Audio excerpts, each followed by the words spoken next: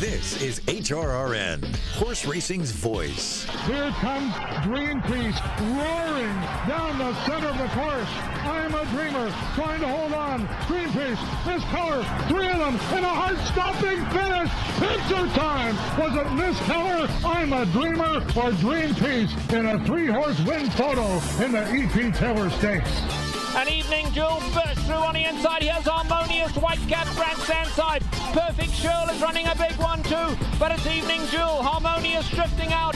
Evening Jewel, Harmonious, Evening Jewel, and Victor Espinosa have won the Del Mar Oaks. Welcome to the Equine Forum, presented by TwinSpires. And it is Nest who has asked for more, and she is responding here. Nest has a 4-length lead. Secret Oath in second. Here is Nest, and she is pouring it on here in the stretch. She is at the top of her class. Nest wins the Alabama. Stanley House trying to run them down. Paramount Prince in front. A full on to run, dashed away for Patrick Husbands. Elysian Field in second. Stanley House in third.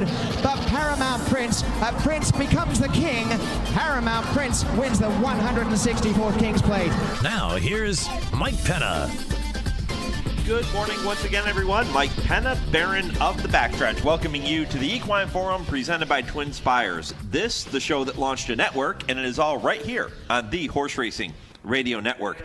Happy to have you in the saddle with me for the next 3 hours on Sirius 162, XM 207, our affiliates in Lexington, Louisville, and across the country, streaming worldwide and podcast on our website, horseracingradio.net, or wherever you listen to your podcasts. It is my pleasure to open today's show with the words, Happy King's Plate Day.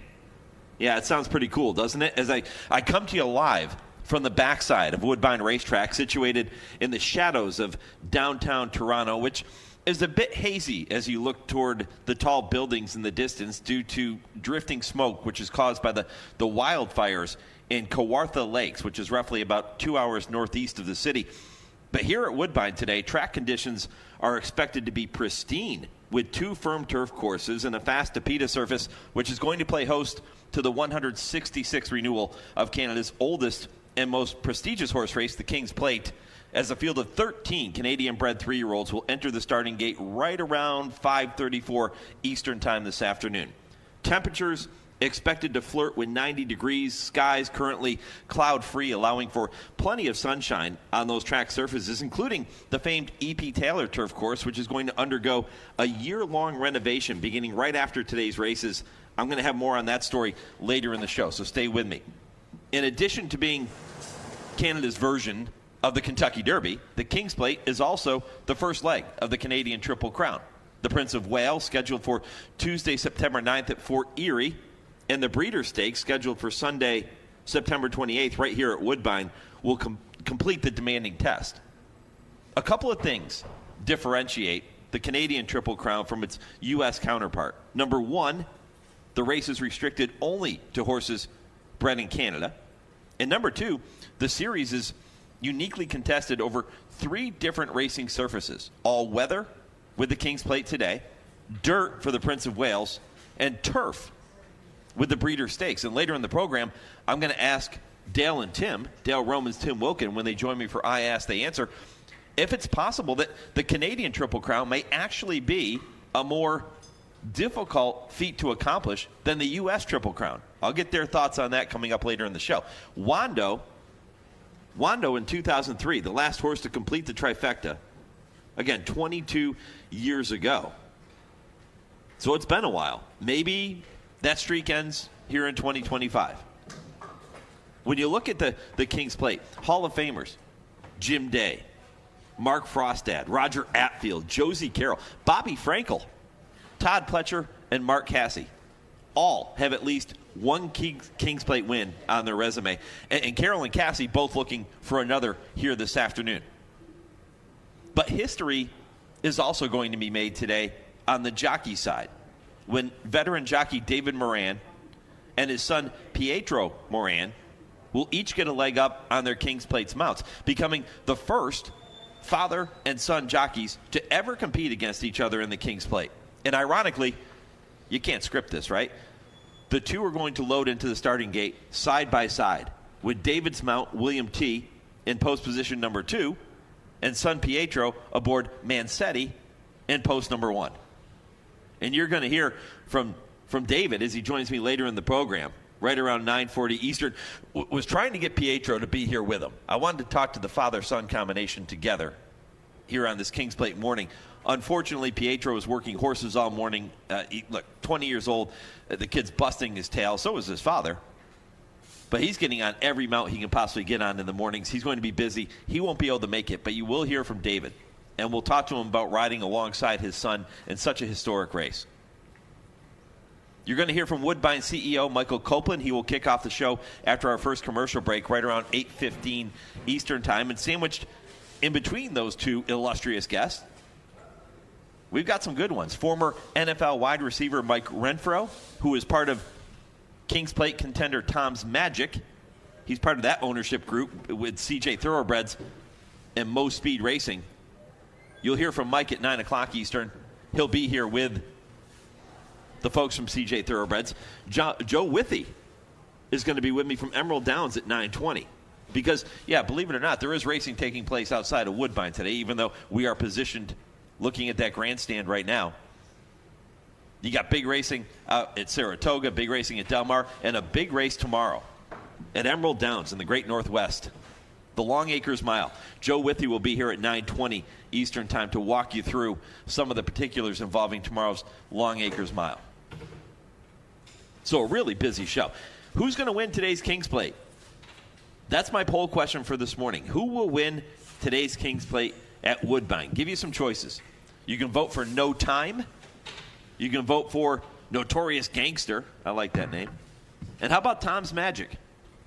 Those are the three. And then if you think it's somebody other than those three, you can click the fourth category, which is somebody else. But if you do that, make sure you comment and let me know which horse is going to win the King's Plate, not named No Time, Notorious Gangster, or Tom's Magic. You can go to @HRRN on our X page to cast your vote. You can do that, too, on Facebook, Horse Racing Radio Network on Facebook. And listen, if you don't do social media, trust me, I get it.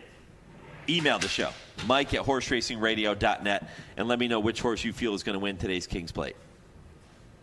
Time now to check in with our producer, Lee Delapina, for this week's Impossible Trivia question. Lee, what do you got? All right, thanks, Mike. Since it's Woodbine week and we're gearing up for the King's Plate, here is a Woodbine-related impossible trivia question. Now, we all know the King's Plate and Queen's Plate has been held at Woodbine for many, many years, but it was not the original racetrack that hosted the Queen's Plate. What was the name of the Toronto racetrack that hosted the first 4 editions of the Queen's Plate beginning in 1860? No Googling. We'll give out the answer at the end of the show. Yeah, I like that question. Not easy either. If you can get it, good for you. The answer being revealed right around 10:55 Eastern time in the final segment of today's program before we wrap things up at 11 o'clock. So here is your full guest lineup. Michael Copland coming your way shortly, right around 8:15 Eastern time. You're going to hear from Mike Renfro, former NFL wide receiver, and C.J. Johnson talking about their King's Plate contender at 9 o'clock. 9:20, Joe Withee from Emerald Downs. 9:40, David Moran, looking ahead to this year's King's Plate and riding alongside his son Pietro, literally alongside his son Pietro.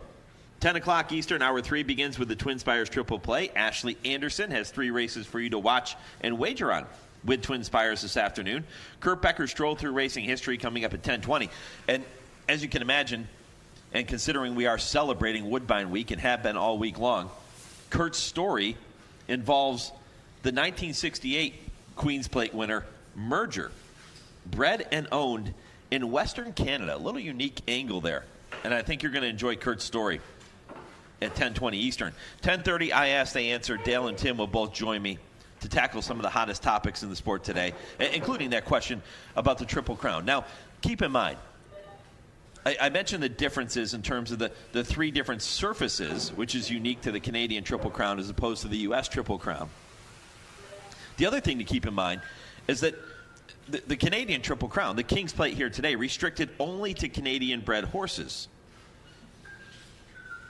And according to Canadian Thoroughbred, the full crop 3 years ago here in Canada, just over 1,000 horses. So with the U.S. Triple Crown being open to horses from all over the world, that involves a whole nother element, a whole nother layer to that conversation. And I'm going to see what these guys have to say about that.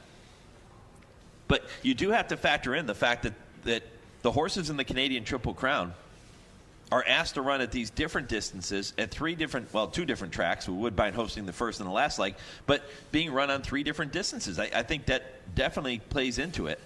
Now, maybe the competition isn't as stiff here in Canada, but that's a whole different challenge.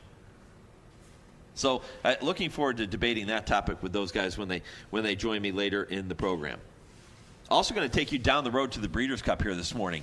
And when we do that, we're going to have a lot of conversation about the Grade 1 EP Taylor, which is a race run 2 races prior to the King's Plate this afternoon. It will be race number 7, the King's Plate race number 9. The Grade 1 EP Taylor has produced some incredible winners over the years. And we've seen those winners go on to do some big things. You look at horses like Favrover, for example, who won it a couple of years ago. Starship Jubilee for Kevin Attard was a really good horse. Won that race back in 2019.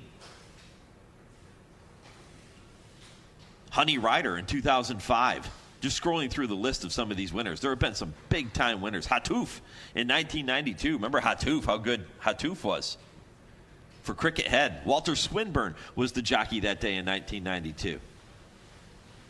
A little trip down memory lane for you. There have been some outstanding fillies to come through the EP Taylor and go on to do big things later in their career. We will see if this year's field is going to produce the next superstar. And it very well could. Because you look at horses, it's not a big field, but you look at horses like She Feels Pretty, who is going to be the favorite. Caitlin Her Greatness, last year's King's Plate winner, coming back and running in the EP Taylor this year. This has been a pretty good day for her on the calendar, right? After beating the boys in the King's Plate last year and now coming back and looking to knock off Grade 1 company on the turf. And then you have Ready for Sherrill. I'm going to tell you more about Ready for Sherrill when we get to our Road to the Breeders' Cup segment, because she has some significant ties to the Breeders' Cup through her pedigree. We'll tell you more about that later in the show. So all kinds of things to get to here this morning. It is a very, very busy program. Michael Copland, CEO of Woodbine Entertainment, joins me next right after this short commercial break here on the Equine Forum, presented by TwinSpires on HRRN, horse racing's voice. Race to TwinSpires, where you can unlock a $25 risk-free bet. Just use the code HRRN25 when you sign up. And if your first bet doesn't win, TwinSpires will refund your account up to $25. Wagering on the app is fast with free past performances, insider picks, and power plays every day you wager. TwinSpires. Download the app today to earn your $25 risk-free bet. Void where prohibited. For terms and conditions, visit TwinSpires.com. Must be 18 or older, 21 and older where applicable. For help with a gambling problem, call 1-800-GAMBLER. This is Woodbine Week on the Horse Racing Radio Network. The thrill of world-class thoroughbred racing continues at Toronto's Woodbine Racetrack this Saturday with the King's Plate. Join us for an unbelievable day of racing with 6 stakes races and 3 guaranteed pick 5s totaling $1 million. First post, 12:45 p.m. Eastern. And that's not all. Racing continues every Thursday to Sunday as we lead up to the $1 million Woodbine Mile on Saturday, September 13th. For more information on racing and wagering at Woodbine, visit woodbine.com. Join us at Kentucky Downs August 28th through September 10th, showcasing 7 days of racing with more than $40 million in purses, including the country's richest 3-year-old turf race, the Nashville Derby, on Saturday, August 30th. The meet boasts the largest field sizes in America with 6 $2 million races on September 6th and 11 of 19 stakes worth at least $1 million for Kentucky breds, along with 2 Breeders' Cup win-in-your-in races during the meet. Reserved seats on sale now at themintKentuckyDowns.com. There's Unique, and there's Kentucky Downs. Get ready for the biggest night of the year at Charlestown on Friday, August 22nd. It's the Grade 2 $1 million Charlestown Classic and the Grade 2 $750,000 Charlestown Oaks, the richest sprint race for 3-year-old fillies in North America. The spectacular card features 8 stakes races worth over $2.7 million. The action gets started with a special first post time of 5 o'clock Eastern. It's the Grade 2 Charlestown Classic and Grade 2 Charlestown Oaks on Friday, August 22nd, here at Hollywood Casino at Charlestown Races. You're listening to the Equine Forum on HRRN, presented by TwinSpires. As they hit the quarter pole, it is Wando. Leading them over to the top of the stretch, Patrick Husbands asks him for his heart, and he opens up. It is Wando by 6 into the lane. Mobile to the inside. Rock again on the outside. Final furlong. It is all Wando. Sharp, strong, and a dominating winner of the Queen's Plate. Wando. Simply spectacular. Welcome back to the Equine Forum, presented by TwinSpires.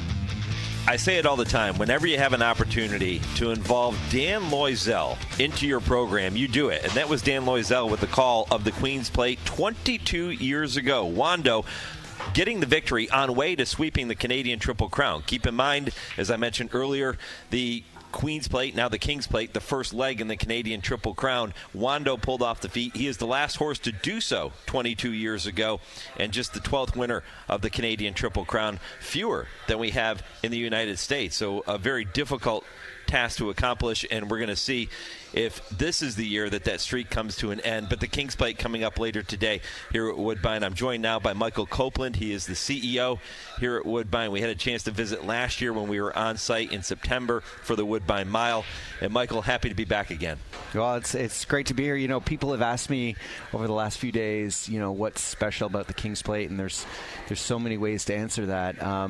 But hearing that call, like the chills you get, hearing that call, and it just shows that it's such a special race. It means so much to the racing community here, and really sort of throughout North America. But being a Canadian championship is just unbelievable to hear that. Robert Geller has certainly put his mark on calling races here at Woodbine. His voice is synonymous with Woodbine now, but for a long time Dan Loisel was the guy, and his voice so unique, and hearing him call the first leg of the Triple Crown that year, just incredible. It's I mean, there's so much tradition, there's so many amazing people that are involved in our sport, but here at Woodbine, this is built on the backs of so many people that Dan's certainly on the Mount Rushmore of Canadian racing in Woodbine. That's for sure. When you joined me on the program last September, we talked about the fact that your dad, I guess, was a father-in-law. Father-in-law was a racehorse owner. Yep. Your wife, if I'm not mistaken, grew up at a farm, not far from here. Horse farm, and spent a lot of her time at the track and working with my father-in-law Nick DeToro, and lots of different stories of you know what goes on sort of on the farm as you're kind of raising and taking care of the horses, and so really good memories, some close family connections for sure. With that said, what does King's Plate Day mean to you?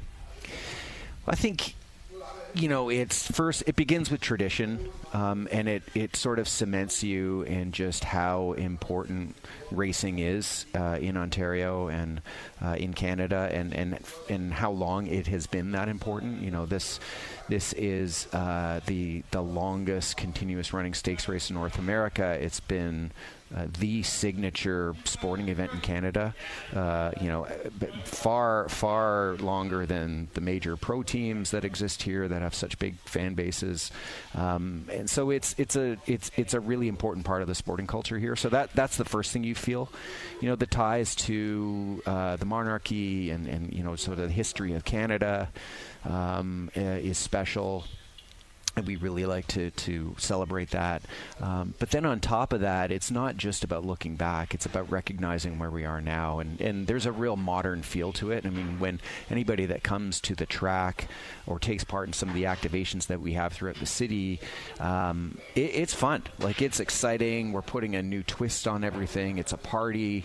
It's about fashion. It's about being with your friends. There's no other event like this that exists in Canada, and especially in the city of Toronto in the summertime here, where people come out, they're outside having fun, and it's just one of those days where there's no other day like it, and it's really special. And the party's going to go well into the night after the races finish. You have Sheryl Crow playing after the races tonight. Yeah, it's we've got there's a lot of activity here at Woodbine and on the property, and we've got the Great Canadian Casino Resort, which is right adjacent to our grandstand, and so there's a lot of good stuff that happens there as well. So they're leaning in, and it's a full weekend. You're getting close to celebrating your 2-year anniversary of being CEO here at Woodbine, taking over for our good friend Jim Lawson. When we discussed some of the initiatives that you were looking at, that you were looking to accomplish back in September, you laid out some lofty goals. Give us an update. Where do things stand now? Yeah, well, I mean, I think first and foremost, the goal, like there really is only one goal, which is making sure that the Ontario racing industry is strong and sustainable, and the people in it can make a good living and have the certainty that they can be successful in the sport. So everything we do sort of comes back to that. Woodbine is essentially a not-for-profit organization, so everything we do funnels back into the racing industry, but there's a lot of the different ways that we do that. So I think definitely, I mentioned the casino, developing our relationship with the casino and driving that business. It's a mutually beneficial partnership that we have with them. So that they're have been up and running for a couple years now with a brand new state-of-the-art casino and hotel, and seeing that beautiful. It's really great, and so watching that grow, and that's another added piece for us. I think really looking at our racing program and making sure that we, this is as anyone involved in this business will say, it's a tough business, right? It's you have to be very good to be successful, and so we're really focusing on making sure that everything we do it in the right way, and continuously challenging ourselves to be the best we can be, because only if we are able to do that can we make the most of the opportunity we have. So we're really leaning into safety. We're really leaning into making sure our wagering operations are as successful as they can possibly be, and looking at using data and analytics to help inform us. We right after the King's Plate this weekend on Monday, we're redoing our turf course, so our 1.5-mile EP Taylor turf course, because we want that to remain the best turf course in North America for decades to come. So we're really making continuing to make investments in racing. And then I think, the third leg of that is we look at, EP Taylor is sort of a legendary, founding father of racing in Ontario, and decades ago he donated all of the land to the Ontario Jockey Club, which is the organization that Woodbine turned into Woodbine, and the vision is to utilize that land for the benefit of racing in Ontario. So now we're realizing that vision. Yep. And so it's a 680-acre property, so a real massive property, and we have a vision for it to be a full, comprehensive urban development, housing, commercial properties, parks, community facilities, and so we're moving quickly to sort of bring that to life. And the first step of that was to bring mass transit to the site. So we're located in the northwest of Toronto, outside of the core of downtown, and currently not connected to the transit system. We're very well located in terms of the highway system, but the transit system is another whole other thing. And so we have now just recently launched or announced a deal with the province of Ontario and the city of Toronto to build an above-ground rail link, a GO train station. We call it the GO train system here, that will link into the transit system, connect right to the airport, which is about less than 10 minutes away, 15 minutes to downtown Toronto. And so not only does that make the property accessible for everybody to come watch racing, but it's going to help really us bring to life the property development, because when you have access to transit, it increases the value of the land and increases the types of things that you can build. So all of that, when we're able to do that and we can realize the benefits of doing it well, are going to be funneled back into the racing and make this even bigger and better than it is now. With that added attention to the sport here and hopefully increased attendance, you mentioned making it easier for people to come out here and watch the races, attend the casino, whatever the case might be.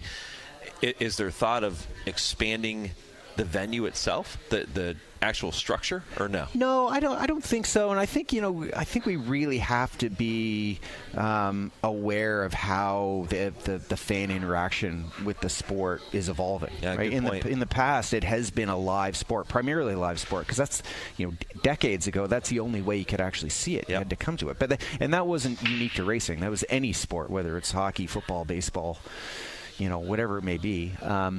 But people can consume sports in different ways, and now we're seeing with the advent of online wagering, a lot of people will participate and follow the racing outside of the track, and so most of our wagering volume happens outside of the track. Now we shine on days like King's Plate and Woodbine Mile and the Canadian International and our major stakes races, and we'll continue to do that.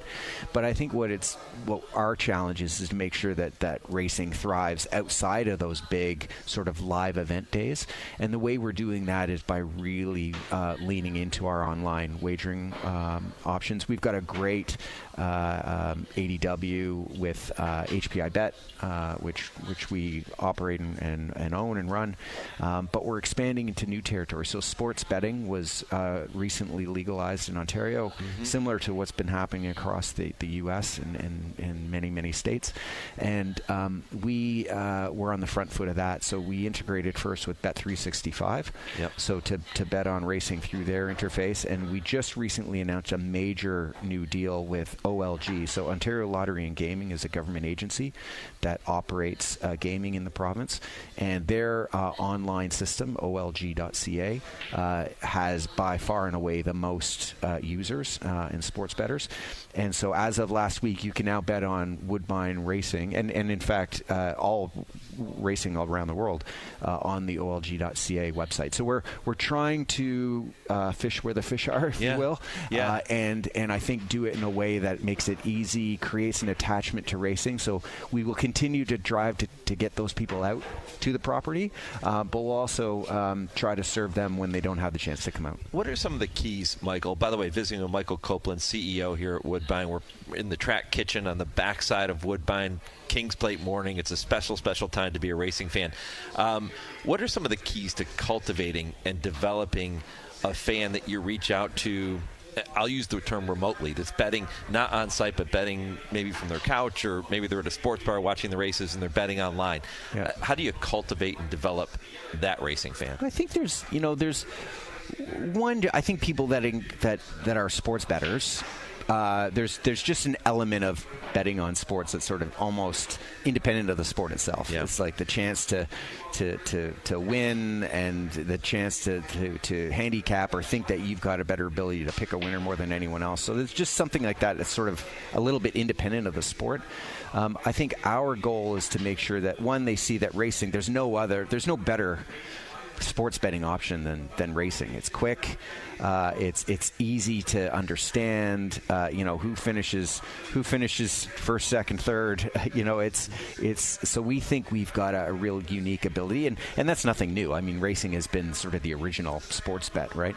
So it's introducing that to a public that has become used to betting on other sports that may not have, racing might not have been as accessible to them as other sports have been. So I think there's just creating that connection. But in addition to that, it is trying to get them out to the track. And if my goal is, I want every racing fan to come to the track once a year, at least once a year. Perhaps more, but at least once. And on a day like tomorrow, this is why it's so important to us, because it really gives us the opportunity to show our best. And what I often do when the race is on,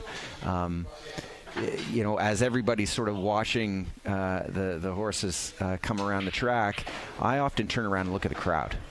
And always, everybody's on their feet. Everybody's cheering. There's, it's old, it's young, it's male, it's female, it's core bettors, it's casual fans. There's an excitement, a natural excitement that racing elicits in people.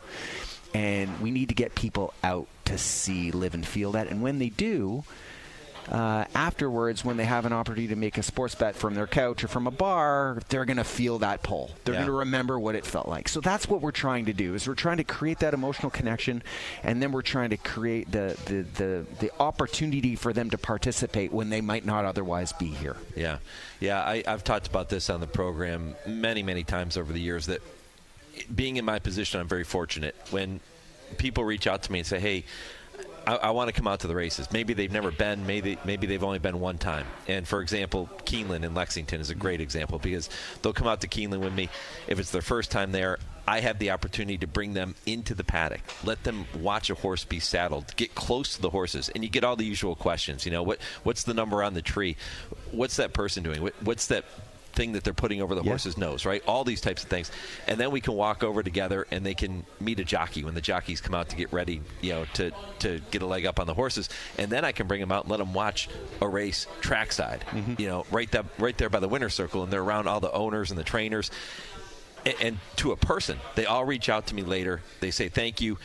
We have more friends that we were talking to them about this experience. We want to bring them out with us next time. Can we bring friends with us? And now you start to develop that fan base, and they start to really get a connection, just like you were talking about. Yeah, and horses are amazing. Like, they're just amazing. And like, anytime you've gone through the drive in the country, if you're a kid, or you slow the car down, or you point and look at the horses. Like, there's just something special about it. So when you see them in this type of environment, when they're really at their best, like these are magnificent sort of representatives. It draws out that sort of natural attachment. And then, as you said, you extend it out to the everyone else involved, like the jockeys. They're amazing athletes too, super unique. When you get to know them, you become even more fascinated about who they are and how they're able to do what they're doing. And then you learn a little bit about the business of racing. What does it take to be a successful owner and trainer, and what are they trying to do? And you start kind of peeling the layers on it, and you're like, wow, there's like so much depth to this that I never understood. So I think, we use that sort of fascination with horses and the attachment to get them in, and then once you're able to get them in and have those other conversations with them, it almost always kind of leads to sort of a deeper relationship, and that's why we really believe in the strength of this sport, and are really just trying to put all our efforts into creating those connections. What are some of your earliest, fondest memories of the King's Plate? Wow, I think. I guess fondest memory was finally finding a suit and an ascot hat that I could wear, because you can't walk into Walmart and find those these days. So that was a fond memory, and there's some good family stories about me trying to piece that together a couple years ago. Because here it's where did you end up finding it? I think I definitely bought it on eBay I got my hat on eBay from I think a retailer in the UK, and then the suit I had to kind of put together in another way. But I think just seeing, coming on to the backside and seeing the horses on a day like today, where they're sort of getting ready and anticipating the excitement. Like, there's always something about that anticipation before the race. I think that's my favorite part. Everybody's got a chance. Everybody believes they're going to win. So talking to the trainers, talking to the grooms, talking to the owners, and seeing the horses, you always look them in the eye and you think, is this the one here I'm looking at? And so I love that part of it. I think being out with the ceremony that precedes the race. I mean, we've got the official Royal Guard, it's awesome. The mounted guard that come out. We've got the Lieutenant Governor, in many cases very senior representatives of Canadian government. In the past, certainly the Queen was here 4 times, and so royalty does come on occasion. So I think just being part of that ceremony, and that makes me feel like it's a real privilege to be part of this, and that it does mean something different and unique, and just kind of looking around at the crowd and we're all not too long away from not being able to get together in public and to experience things together. So I think that's still with me too. And my tenure started really at the back end of COVID, so it's pretty pronounced when I can get into these big events and just say, hey, listen, everyone here has made a choice to be here and to be here together, and I think that's even more special after we get into the circumstances we all face. So it's just generally it's a day that's filled with I think excitement and positivity and smiles, and like everybody here wants to be here. Everything is good about the sport of thoroughbred racing. Yeah, everybody that's here is happy they're here. Yeah. And they've made the decision to be here, and because of that, it just has this energy that's it's just really special. Yeah. I know you probably have to play this next one down the middle, but do you have a pick in the King's Plate? I don't really have a pick. One of our board members has a horse in the race, so if he's listening, he would want me to pick his horse. No, I don't really. I think I'm just happy that it looks like it's an open race. Yeah. Are you a pretty good handicapper? No, terrible. Come on. Yeah? Terrible. Yeah, no, I'd leave that. There's certain things I think I'm good at and I can contribute. There's certain things I leave to the experts, right? So it's not important to be great at everything. It's important to understand the things that others may be better than you and put them into position to do what they do. So I'll leave that to some others. I mean, I have my fun with it, certainly, and I will sort of I'll make some picks and communicate it to my daughters. They're probably the real handicappers, my daughters, but I think it looks like it's an open race. I think it is. There are a lot of great horses. I think my guess is a great story is going to emerge. That's my guess, and it may not be the favorite. And I think we'll look back and maybe say maybe that horse should have been the favorite. And so we'll see. And maybe the start of our first Canadian Triple Crown winner in 22 years. It's hard to believe. 22 years since Wando pulled off defeat. Michael Copland, really appreciate the visit. I know it's a busy day. I'll let you go, but really appreciate it, my friend. You described it earlier as trying to do things the right way. I call it the Woodbine way. It's different than a lot of racetracks we go to. You mentioned everybody being happy to be here. We certainly are. Thank you so much, my friend. Well, thank you. And I have to say, this is sitting down with you guys is I circle it on the calendar. It's special. Thank you for being here and the contributions you make to racing and to Woodbine, and you're always welcome here, and I hope you have a great time tomorrow. Yeah, thanks, my friend. We will. All right, Michael Copland, CEO, Woodbine Entertainment. When I come back, I will continue to talk about this year's King's Plate and a couple of other races that you can look forward to on a special day here at Woodbine. That's next, right after your Legends of the Turf and this short commercial break. Quote, "He was a man, take him for all in all, we shall not look upon his like again. Let the autumn wind harp on the dropping leaves her soft requiem over him. Let the winter's purest snow rest spotless on his grave. Let spring entwine her brightest garland for his tomb, and summer gild it with her mildest sunshine, and let him sleep embalmed in glory." Unquote. The man being profiled in this piece was a personification of the American success story of rags to riches. No better example can be found in any field of human endeavor. His career as a breeder, developer, and master salesman of both standardbreds and thoroughbreds cuts a broad swath through the annals of racing history. For 11 consecutive years, he was the nation's leading owner and breeder of horses, winning races that were bred on his farm. He was born December 28, 1856 in Bethlehem, Pennsylvania, and he was the oldest son of a family that came to these shores from Roscommon, Ireland in the mid-18th century. As a youth, he, being the oldest son, had to learn to fend for himself very quickly, and as a result developed a marvelous physique while excelling in boxing, swimming, running, and jumping. In his later years, he became quite friendly with the likes of Bob Fitzsimmons and Gentleman Jim Corbett, and he was a sparring partner for the legendary John L. Sullivan. He had many early trials and triumphs while overcoming many obstacles and barriers before moving to Kentucky as still a young man with limited resources, to say the least. There he purchased a few horses, and a legend in its own right was incepted. In time, he was involved in breeding, selling, and racing horses on a small tract of land along Winchester Pike in Lexington.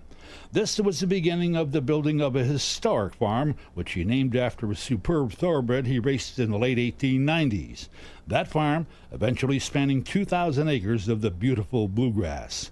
He became a world-renowned breeder and stuck to his guns during the time when racing was in some jeopardy early in the 20th century. He was constantly encouraging young farmers to go into the breeding of thoroughbreds. Because of these activities and his virtually unbounded charity and philanthropy, his mark became very deeply emblazoned on the pages of the history of the thoroughbred world.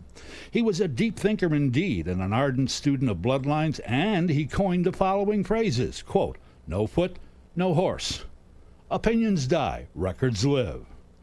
As to size of horses, well, many big turnips are indeed hollow. Frequently I hear of a horse being called a quitter, or that he stops. This is, after all, a recommendation for a horse, since it is our aim to breed very fast horses, and only very fast horses stop and quit. 5 Kentucky Derby winners first found the light of day at his farm: Old Rosebud, Sir Barton, Paul Jones, Zev, and Flying Ebony.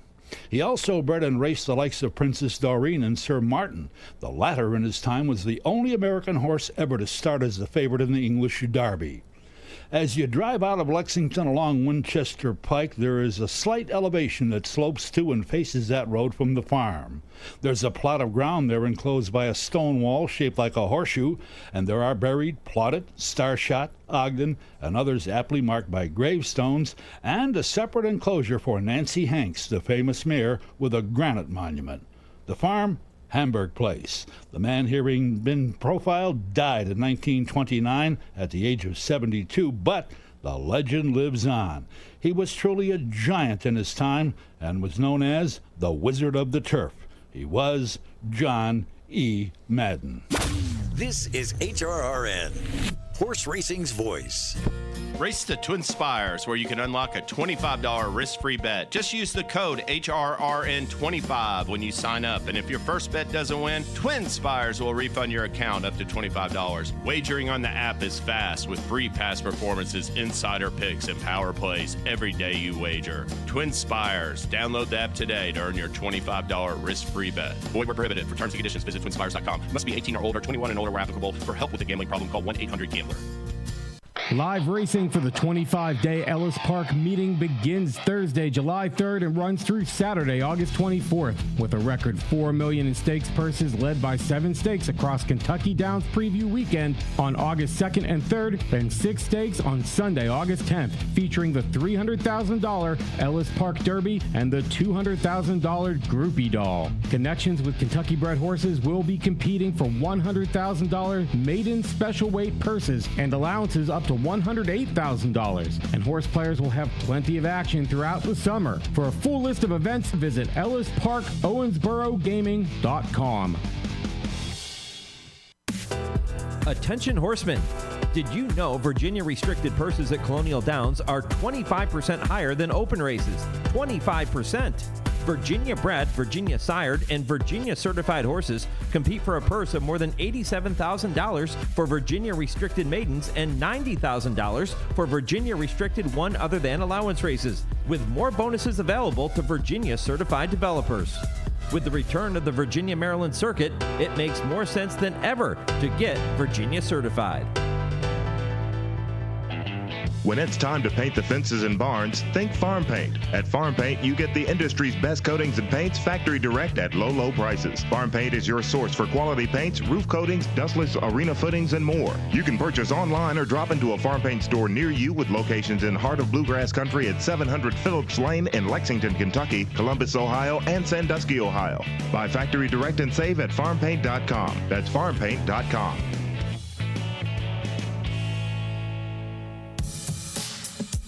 You're listening to the Equine Forum on HRRN, Presented by TwinSpires. They're at the top of the lane now, and it is Dubarwi Heights the leader. Nah Rain in the center of the track with a big white face. Shared accounts running huge. Star Salida nowhere to go. On the outside now, can Aruna get out of there and come late? But it is Nah Rain. Dubarwi Heights is right there, and from last, here comes Misty for me.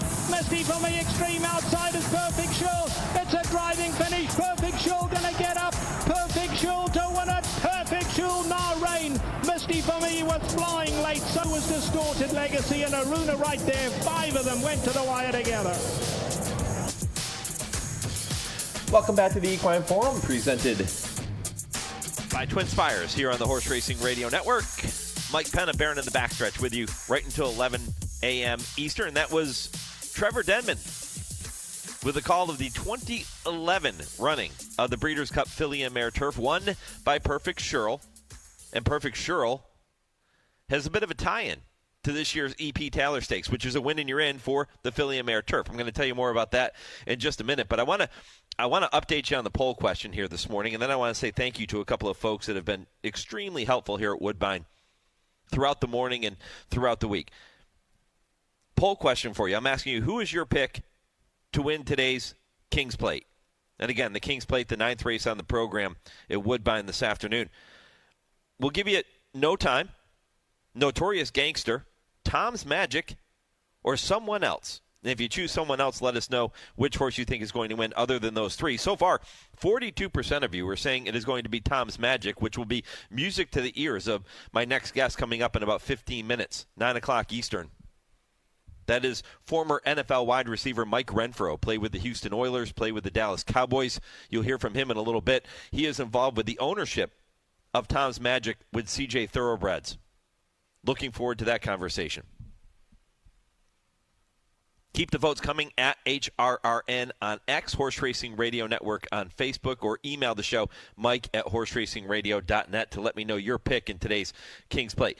Okay, some thank yous going out to number 1, Lindsay Bax, who has been kind enough to get us set up here at Woodbine again this year. Our thanks to Lindsay for all of her support that she gives us every single year. She's a rock star. And to Vic here in the track kitchen. I mentioned we are broadcasting from the backside of Woodbine, actually positioned in the track kitchen, looking right at the grandstand and looking at the EP Taylor turf course, as a matter of fact. It's a cool little visual as you look out the window to my right. And Vic, who runs the track kitchen here, or apparently was working there this morning. I guess he runs the track kitchen. Kind of seemed like he did. We showed up to do the show, and all the doors were locked to our location. Couldn't get in. And, of course, that's a bad thing if you're trying to do a live radio show. But Vic didn't have his key with him for whatever circumstances went on. He didn't have his key to unlock the door, which he normally would, but he was kind enough to call the cleaning folks for us who were coming to clean the room. And they were just outside. They unlocked the door, got us in. So my thanks to Vic for getting us on the air this morning, essentially. And I also want to say thank you to Patty. Patty is one of the cleaning folks. Patty and Ruben were both here. And Patty has been working at Woodbine 33 years. And she told me during the commercial break that she has a vested interest in today's King's Plate. Her boyfriend is the exercise rider for Watsonville Red, number 9. Big long shot, 50-1 on the morning line for Mike DiPaolo. And she was telling me how much that horse means to her boyfriend and how much the horse means to her. But she's been working here more than 3 decades, and her and Ruben did a fantastic job. So I want to give them a shout-out. I want to say best of luck to Patty, to her boyfriend, and to everybody involved with Watsonville Red later today. It would be a massive upset, but hey, you got to be in it to win it. Ruben was saying that she's going to be more famous now than she's ever been. Kind of joked like, uh-oh, that could be a bad thing. But they are sweet people, and my thanks to them for all of their help in getting us set up here today and ready to roll. Road to the Breeders' Cup segment. Typically, this is where I would bring you a guest to talk about the Breeders' Cup.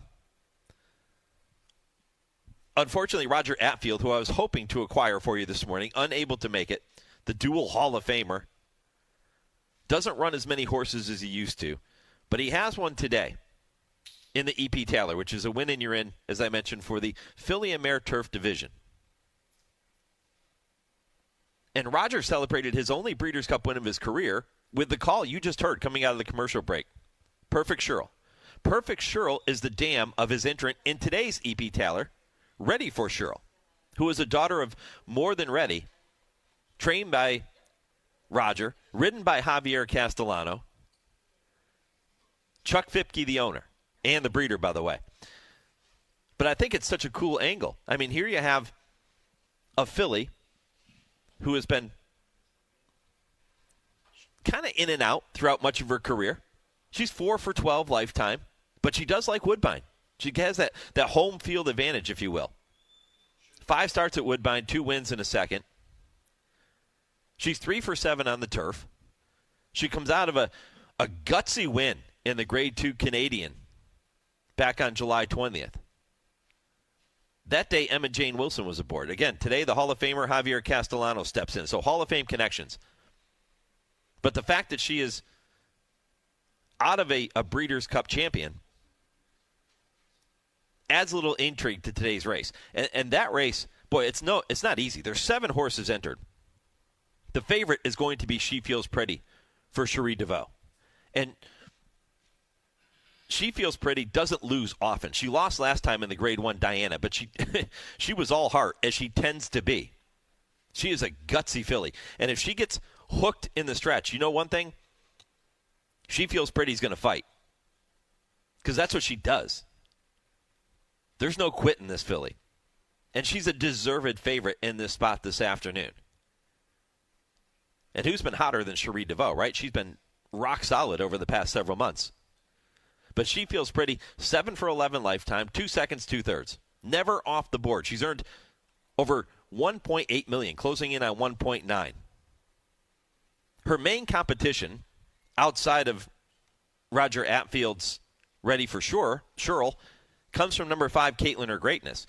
Caitlin Her Greatness was the 39th filly to win the King's Plate a year ago. We'll see if No Time can become number 40 for Mark Cassidy this afternoon. Mark knows a thing or two about winning the King's Plate with fillies. He's done it on a couple of different occasions. Caitlin Her Greatness, owned by Windstar, trained by Kevin Attard, ridden by Flavian Pratt this afternoon. She's named, of course, for Caitlin Clark, WNBA star. Not sold that turf is really her game. She's been on the grass 3 times. She hasn't run poorly, but she hasn't been a monster either. She Feels Pretty has been a bit of a monster. So Caitlin is going to have her hands full. But she'll be wearing the home team colors this afternoon, and there will be many people in attendance here on King's Plate Day that are going to be cheering for Ontario-bred Caitlin Her Greatness to take down the competition in the Grade 1 EP Taylor and punch her ticket to the Breeders' Cup. It's a really fun race. The EP Taylor comes your way 4:14 Eastern Time. The King's Plate, 5:34 Eastern. And it's followed by the Grade 2 King Edward at 6:11 Eastern.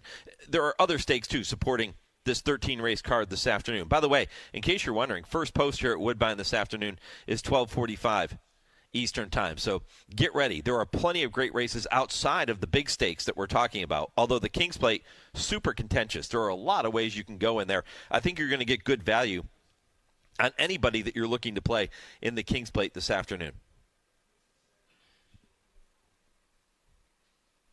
All right, plenty to come here on the show. Going to continue to talk about the King's Plate. I told you, going to get you to Emerald Downs. Joe Withee will join me from the Great Northwest. We're going to spend some time talking about tomorrow's Longacres Mile.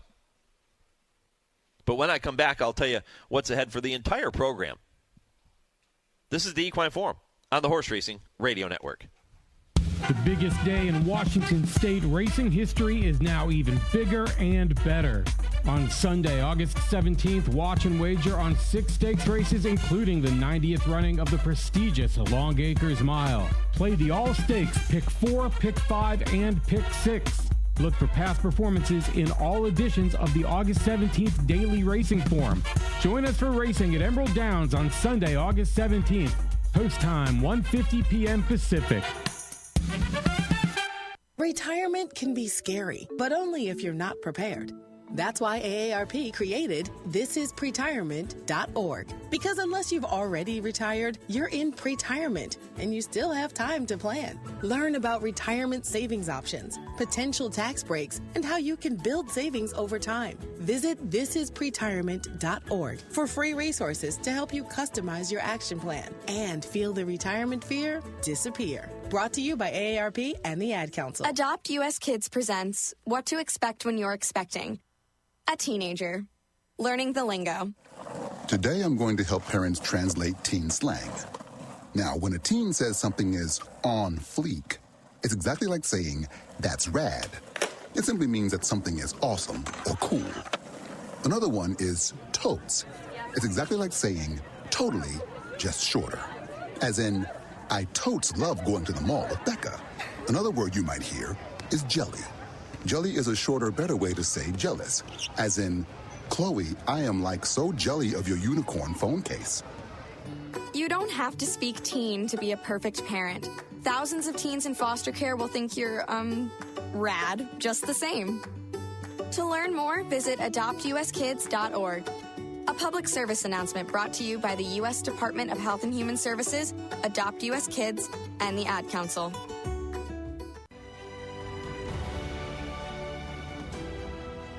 Free health care, hundreds to more than $1,000 per month in disability compensation, and tens of thousands for college tuition. These are just some of the U.S. Department of Veterans Affairs benefits that may be available to veterans. VA is focused on customer service like never before. Choose VA and see why veterans' trust in VA reached an all-time high. Claim the benefits you've earned at choose.va.gov.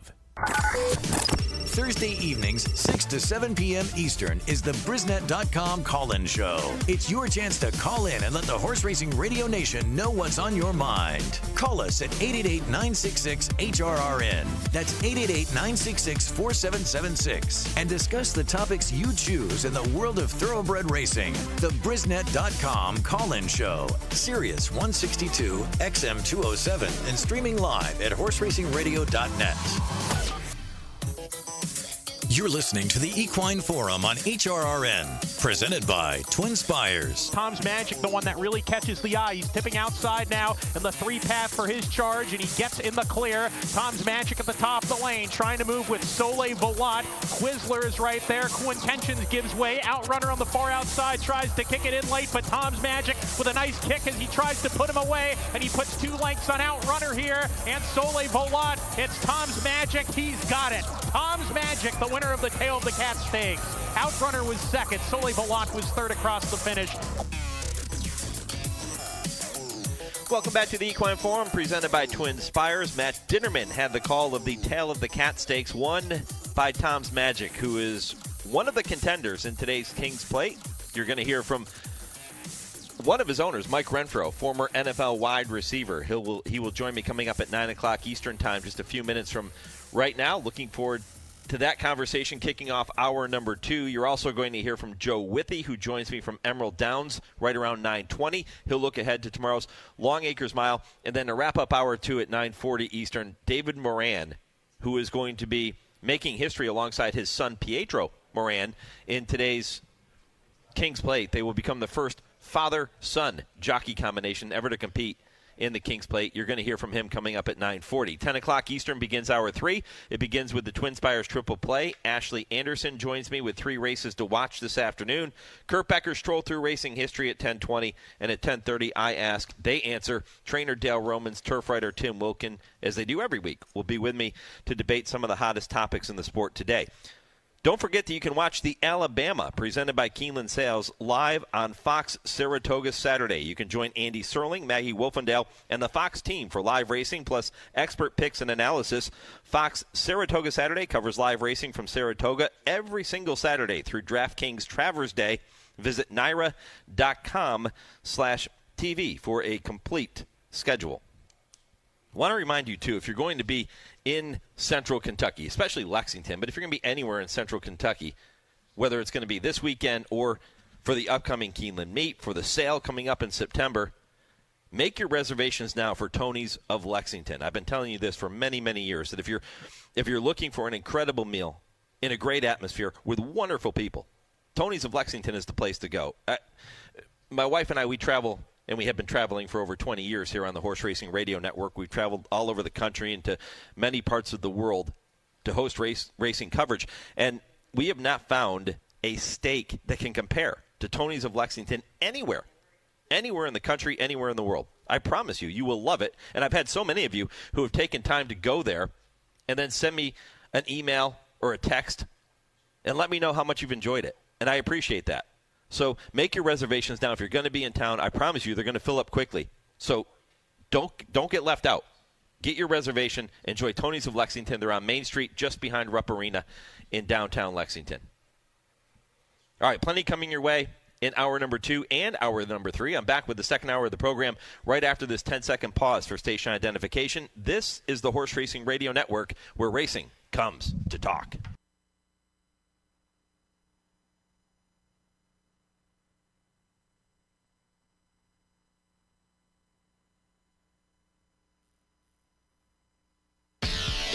This is the Equine Forum, presented by TwinSpires. No, not you. Welcome back, hour 2 of 3 of the Equine Forum, live from Woodbine, just outside of Toronto, Canada. Beautiful day for thoroughbred racing. Mother Nature, she must be a racing fan when you look out the window and you see the weather we have here just outside of Toronto today. Temperatures going to flirt with 90 degrees. You have a fast Tapeta racing surface. You're going to have a firm turf course. Both turf courses, as a matter of fact, going to be firm. And as you heard my conversation with Mike Copland at the beginning of the program, the Woodbine CEO, he talked about the fact that after the races today, that E.P. Taylor turf course, which has hosted so many memorable moments over the years, is going to undergo a year-long renovation, which will see everything kind of put back together. And Michael talked about the fact that that's part of Woodbine's commitment to the future of thoroughbred racing. They do a great job here, and my thanks to Michael for being with me. If you missed that conversation, you can head back to our website, horseracingradio.net. You can check out the podcast of the program whenever you have some time, and you can do that too, by the way, on every single podcast platform. Poll question today. You can go to @HRRN on X, Horse Racing Radio Network on Facebook, or email the show. I'm asking you, which horse is going to win today's King's Plate? No Time, Notorious Gangster, Tom's Magic, or someone else? And if you choose someone else, comment and let me know which horse you think it's going to be. So far, it's not even close. Tom's Magic in a runaway. 46% of HRRN Nation saying it is going to be Tom's Magic to win the King's Plate. And I know that my next guest loves to hear that. He is former NFL wide receiver Mike Renfro. He is involved with C.J. Johnson and Corey Johnson and the team at C.J. Thoroughbreds. They are part owners in Tom's Magic this afternoon, and he joins me now live from Woodbine. Mike, great to have you, my friend. Mike, thank you so much for having me. We're excited. I like those polls, by the way. Early polls. I thought you might like the sound of that. I mean, this horse, he has literally done pretty much nothing wrong. Yeah, he's been great. We got a little off track at Keeneland in the spring and tried in the Transylvania Stakes, and he ran back a little bit, but that was his only, and I wouldn't even call it a hiccup, but we're very confident. We've had a long-range plan that's actually worked, which is somewhat difficult in the sport. But the Stidham training duo of Hillary and Mike have kept the game plan working perfectly. You know, at the beginning of the program, I was kind of outlining for our listeners the difference between the Canadian Triple Crown and, of course, the King's Plate today, the first leg of the Canadian Triple Crown, the difference between the Canadian Crown and the U.S. Triple Crown. And one of the big differences is that the Canadian Triple Crown and the King's Plate restricted just to horses bred in Canada. Tom's Magic, an Ontario bred, but he's facing Ontario breds for the first time. All of his previous 5 starts have come in open company. I don't know. Do you look at that as a little bit of a – I mean, this is $1 million race, but yes. Is that a little bit of a class drop maybe? You know, you could look at it that way, I guess, but I've been at it a long time. I'm not a huge odds player or gambler for that matter, but the bottom line is when it's $1 million, my handicapping's gone from really handicapping to just figure out what the purse money is, and the higher it is, the tougher the race is. Right. So $1 million race, I got to think that there's obviously 5 or 6, 7 great horses in the race, and we'll see if that pans out. But, in general, you'd think just Ontario breds would be somewhat softer, but I'm not saying that or even giving into that theory. Because there are some very good Ontario breds that you're competing against in this race this afternoon. Rafael Hernandez will get the leg up for trainer Michael Stidham, who does a fantastic job. Tell me the story of Tom's Magic. How did you first lay eyes on him? How did you purchase him? Tell me the whole thing. Yeah, we've been going, CJ Thoroughbreds and our partners have been going to mainly Keeneland to the yearling sale, basic Tipton occasionally, but the fall Keeneland September sale is where we end up buying 8 to 10 yearlings every year. Last year, Marette Farrell is our main bloodstock agent. Her and her team shortlist for us every day, and we end up taking home 8 or 10 yearlings. Obviously, Tom's Magic made the list. We have a few partners. One of them's in the audience today that he kind of frowns on us when we go outside of Kentucky breds because he's a Louisville, Kentucky man. He likes his Kentucky breds, but this one has worked out. The Ontario bred was, nothing that really overly concerned us. He's by Justify, and at $200,000, we got the hammer down and bought a Justify for what we thought was a great value. So it was just one that made the list from Marette Farrell that we follow pretty closely, and we try to stay in our budget, and that was, and we got him bought. He had a couple little minor things. I honestly can't even remember what they were. He went to our farm in Midway, Kentucky for a couple months, maybe 3. We delayed his early training. Normally we send him down to Ocala, like most, and break him in the winter there. But bottom line is he stayed at our farm. We sent him straight to Silver Spring Training Center in Lexington. Kevin Noltmeyer heads that program up, does a fantastic job. Next thing we know, we're sending him to the Stidhams, and he gets, I think he got 2 outs in 2024. His second out he wins. And from really that point on, basically the first of this year, we've been pointing towards the King's Plate. And other than some weather and dodging some scenarios where we didn't know if the race would go or take it off the turf, and he's mainly been on the turf, only been on the turf. But bottom line is it's all worked out. That's the long answer to how we found the horse and kind of who gets a little bit of the credit. Your partner you mentioned, who is sitting here listening to our conversation just over to my right, to your left, his name is also Mike. That's so right. We have 3 Mikes here. But do you have to be named Mike in order to be involved with CJ Thoroughbreds? That's not a prerequisite? No. Mike's an important partner. That's why he's my bodyguard at these radio shows. But Mike runs the Louisville Thoroughbred Society Club. Little plug for Mike. Nice. It's a great venue in downtown Louisville. He's a native Louisville man and been in horse racing a long time and one of our key partners. This is such a great game. I know former Kentucky Senator Damon Thayer. He's part of it. Good friend of mine. I got to know Damon back when he was working at Turfway Park, and we were just getting started with Horse Racing Radio Network.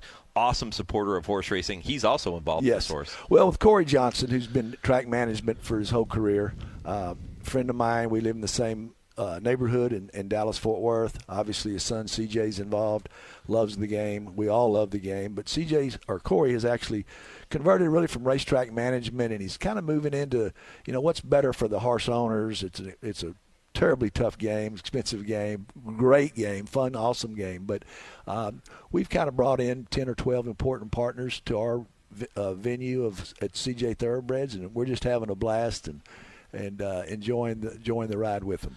We mentioned the fact that you played 11 seasons in the NFL, the Houston Oilers, the Dallas Cowboys. How did you become hooked on horse racing? Where did that love begin? In 80, I actually – there was no pari-mutuel wagering or racetracks in Texas that were legal when I was kind of in my prime of playing football.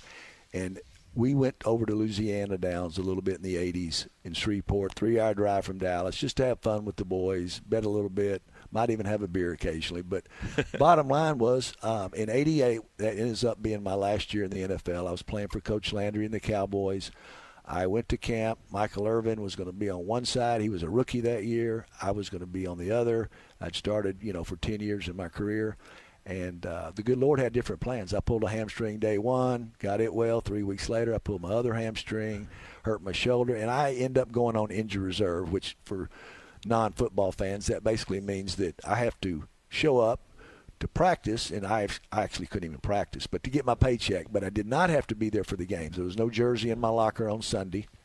And so going through a tough season personally and with the team, we ended up being 3-13, and that was the end of Coach Landry's that was his last season. Jerry Jones buys the team in January of '89, so it was tough to watch. I end up going over to Louisiana Downs on Sundays to keep my mind off of it. Might have a look at the TV occasionally, but yeah. I was betting the ponies and having fun at Louisiana Downs. We ended up buying a horse, my first horse I ever purchased, and he wins 3 more races in a row. He'd broke his maiden. I paid a little money for him. He was a cheap Louisiana bred. Ends up winning me $300,000. And my football career is over. And what a transition. How lucky. I could have bought that horse and he was a nag and never won a race, and I wouldn't have got hooked. But I got hooked big time on horse racing. And I've been in and out of racing partnerships and ventures since 1988. So, any of your former teammates involved? Yeah, over the years we've had some. Bum Phillips, the first coach that drafted me, his son Wade Phillips, longtime NFL coach, have both been partners. Earl Campbell, the great Hall of Fame running back in Houston, was a partner. Danny White, my quarterback in Dallas, was a partner. We had modest luck, let's say. Wade Phillips is still a partner with us in a nice filly we have in California with Phil D'Amato named Hang the Moon. She's trying to continue to win a few more graded stakes for us. She's won a couple. And, it's a great transition for an athlete, to really enjoy the life after football. And most of us in our 30s, it's kind of over. It's what we're really good at, what we really know. Most of us don't know much else. And to transition, it's kind of a lot of people don't make it, athletes, stars, whatever. And when you can transition into a sport like thoroughbred horse racing and actually have some success, get to the winner's circle a few times, I mean, it can change your life. I mean, it's a wonderful, wonderful, fun sport, especially if you can find the right group to get in with. One of the things that makes athletes great is their competitive nature. And you had a fantastic career, one of the great wide receivers in the history of the NFL. Does horse racing kind of fuel that competitive fire for you after you retire? It does. The difference is I'm actually more nervous following my horses than I am actually playing. I could physically and mentally do something, physically and mentally do something about it on Sundays playing in the NFL or throughout my career. I mean, I started playing football at 8 years old. My dad was a Cleveland Brown, 12-year player. He coached for 10 years for the Cowboys and Redskins and actually the Detroit Lions down the road. And so I grew up in the game, and it was I was comfortable. Didn't you start as a ball boy for the Cowboys at one point? I did. Their first Super Bowl was 71. I was in early high school, probably 16 years old, and they win the Super Bowl, and I'm a water boy. Those 70 and 71, they played in the Super Bowl, won the second one. So I'm working for Tom Landry as a water boy, and then I guess 8 or 9 years later, I'm actually playing for him. So that was pretty unique. But, yeah, I grew up in the sport, and to transition over to horse racing, it's just been an easy transition. I mean, the training's similar, the preparation. The only difference is I'm already getting nervous for the King's Plate this afternoon, is I can't actually do anything about what Tom's going to do today. I mean, Raphael can, the competition will, the surface could, the weather could. I mean, obviously it's a beautiful day. But my point is that's the only part you can't really control. As a player, getting in there, learning the plays, seeing the football, catch it, run for a touchdown. That was what I was, honed in on my whole career. Yeah. And now I can't do it personally. But I've had several conversations with Jake Delhomme, for example, on this program over the years. Alex Bregman has joined me on several different occasions, and they both talk about the fact that they're more nervous watching their horses run, especially in big races, but any race, than they were. Alex Bregman said, I'm more nervous than I would be standing at the plate 2 outs in the bottom of the ninth, because that's what I was trained to do. That's what I've done my whole life. Exactly. But here it's out of my control. Exactly. That's the difference. But just the camaraderie, the people we've met, the great horses we've tried to get to the winner's circle, some with success, some with failure, but all of that is it's a great transition for most ex-athletes. Talking with former NFL wide receiver Mike Renfro. He is involved with CJ Thoroughbreds, actually serves as the vice president of business development with CJ Thoroughbreds. That's Corey Johnson and his son CJ. They do a fantastic job. They are partners in their King's Plate contender, hoping that they can watch him get to the winner's circle later today. Mike, you had an interesting quote in an article I was reading earlier this week. You said, it would be the biggest prize that Mike Renfro's ever won. I say that, including both sports, because I won everything there was to win in the NFL except the Super Bowl. This would be on the top of my mantle. Yeah?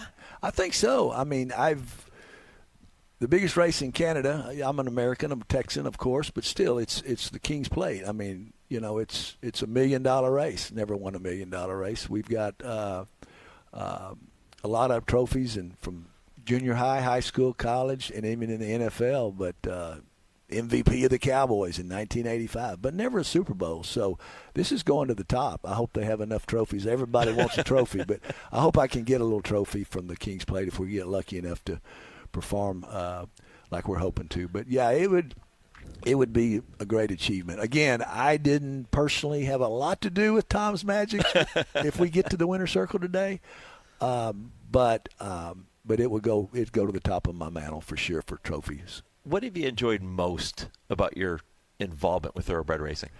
Really, both. The training in the morning, I love visiting with trainers morning and afternoon. I love going to the races. I love getting to know partners and people. I mean, there's some of the most fabulous people in the world I never would have met, obviously, from wealthy to poor. You get all kinds. Really, their pocketbook kind of goes out the window when you get to the racetrack, and you can be with multimillionaires or people that are spending their, I hate to say it, but occasionally their paycheck, you know, and all intertwine and get along well. And there's something about the racetrack that's just magical. And but from an ownership standpoint, I really do love the mornings, the training, the talking about strategies with the Bill Motts and the Dale Romans and, you know, the Phil D'Amatos, and, you know, Cassie's had a few horses with us. We got to try to figure out how to beat his filly today. But, you know, we try to hire the best. We've got great partners, and we try to, you know, buy the best horses we can afford at the yearling sales. And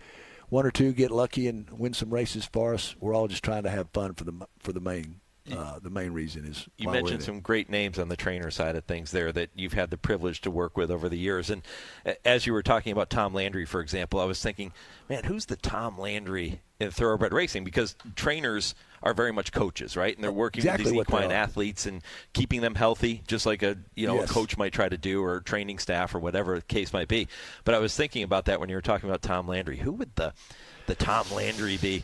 And we don't want to single anybody out, but there are some great trainers in this sport today. Yeah, you know, Steve Asmussen, a Texan that's obviously trained some horses for us. He's done okay. Yeah, I mean, Steve's got he's got a tough, similar personality than Coach Landry.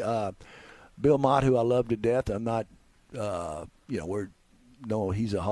Hall of Famers that we try to hire, and even people like Dale Romans might be one day. Our good friend, we love Dale, but you know, maybe it's a Bill Mott type that's similar to Tom Landry. Certainly, a Steve Asmussen has some traits, but they're all very organized. They're very detailed. They're very tough. I can tell you they don't miss a beat, and I'm sure there's a half a dozen others that I don't know maybe quite as well that fall right in that Tom Landry category.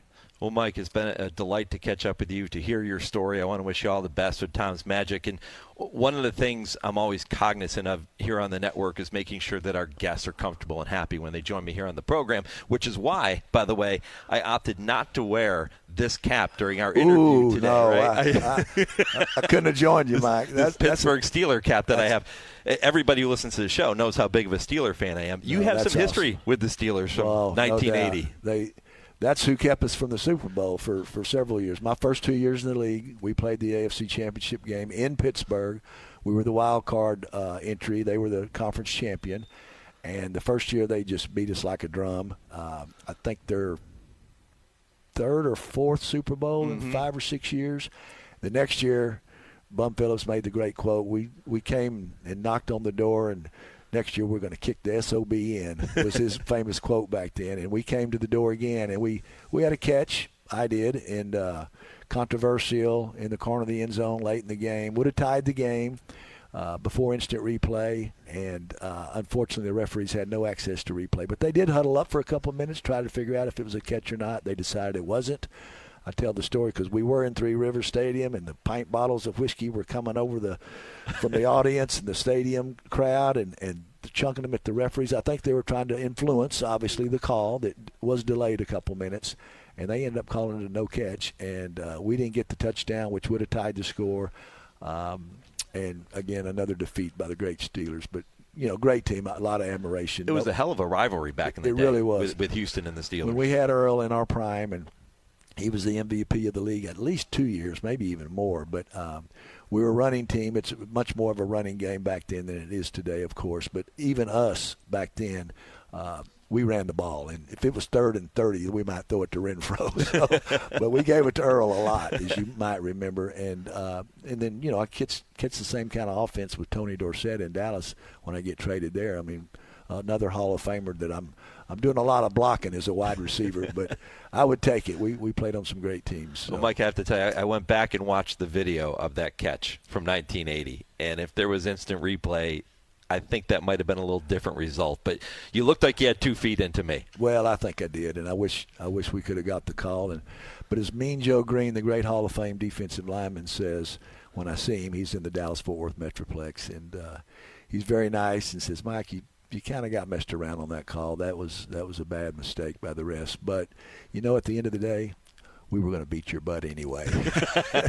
I say, yes, sir, Mr. Green, if that's what you think. But, no, they were – I mean, there's what? You know better than me. There's probably a dozen Hall of Famers from that team on that Pittsburgh team, offensively and defensively. There's at least 10. Yeah. And, we had Earl Campbell. So it was a little bit of a mismatch. But we challenged them a little bit. We actually beat them that year in the Astrodome. I want to say it was 6-0. I don't think they even scored in the regular season. Yeah. And then when it got ramped up in the AFC Championship, again at Three Rivers, we couldn't do it. So great memories, great team. Mike, I hope you get to celebrate another great moment later today with the King's Plate and Tom's Magic. And I hope you get that trophy for the mantle later today, my friend. Thank you, Mike. Thank you for being here. Appreciate you. All right, Mike Renfro here on the Horse Racing Radio Network. When I come back, we'll turn our attention away from Woodbine just for a moment. We'll go to the Great Northwest, and we will go to Emerald Downs. Joe Withee will join me to talk about tomorrow's Longacres Mile, and still to come, David Moran, who will make history this afternoon when he gets a leg up into the King's Plate. We'll tell you more about that later at 9:40. This is the Equine Forum, presented by TwinSpires on HRRN. Race to TwinSpires, where you can unlock a $25 risk-free bet. Just use the code HRRN25 when you sign up. And if your first bet doesn't win, TwinSpires will refund your account up to $25. Wagering on the app is fast with free past performances, insider picks, and power plays every day you wager. TwinSpires. Download the app today to earn your $25 risk-free bet. Void where prohibited. For terms and conditions, visit TwinSpires.com. Must be 18 or older, 21 and older where applicable. For help with a gambling problem, call 1-800-GAMBLER. Will you accept the Breeders' Cup Challenge? The chance to compete against the best in the world? The chance to race for a piece of over $34 million in purses and awards? The chance to be a champion. Winning a Breeders' Cup Challenge Series race gives you the chance to do just that, with an invitation to horse racing's biggest event of the year, the Breeders' Cup World Championships in Del Mar, where finish lines become the start of a legacy and starting gates shine on the world stage. Win a Breeders' Cup Challenge Series race and earn an automatic starting position in a Breeders' Cup race. Entry fees paid by the Breeders' Cup, a Nominator Award of $10,000, travel awards, and so much more. Here, winning a Challenge Series race is just the beginning. View the schedule of Challenge Series races happening around the world and learn more at breederscup.com/challenge. The biggest day in Washington State racing history is now even bigger and better. On Sunday, August 17th, watch and wager on 6 stakes races, including the 90th running of the prestigious Longacres Mile. Play the all-stakes Pick 4, Pick 5, and Pick 6. Look for past performances in all editions of the August 17th Daily Racing Form. Join us for racing at Emerald Downs on Sunday, August 17th. Post time, 1:50 p.m. Pacific.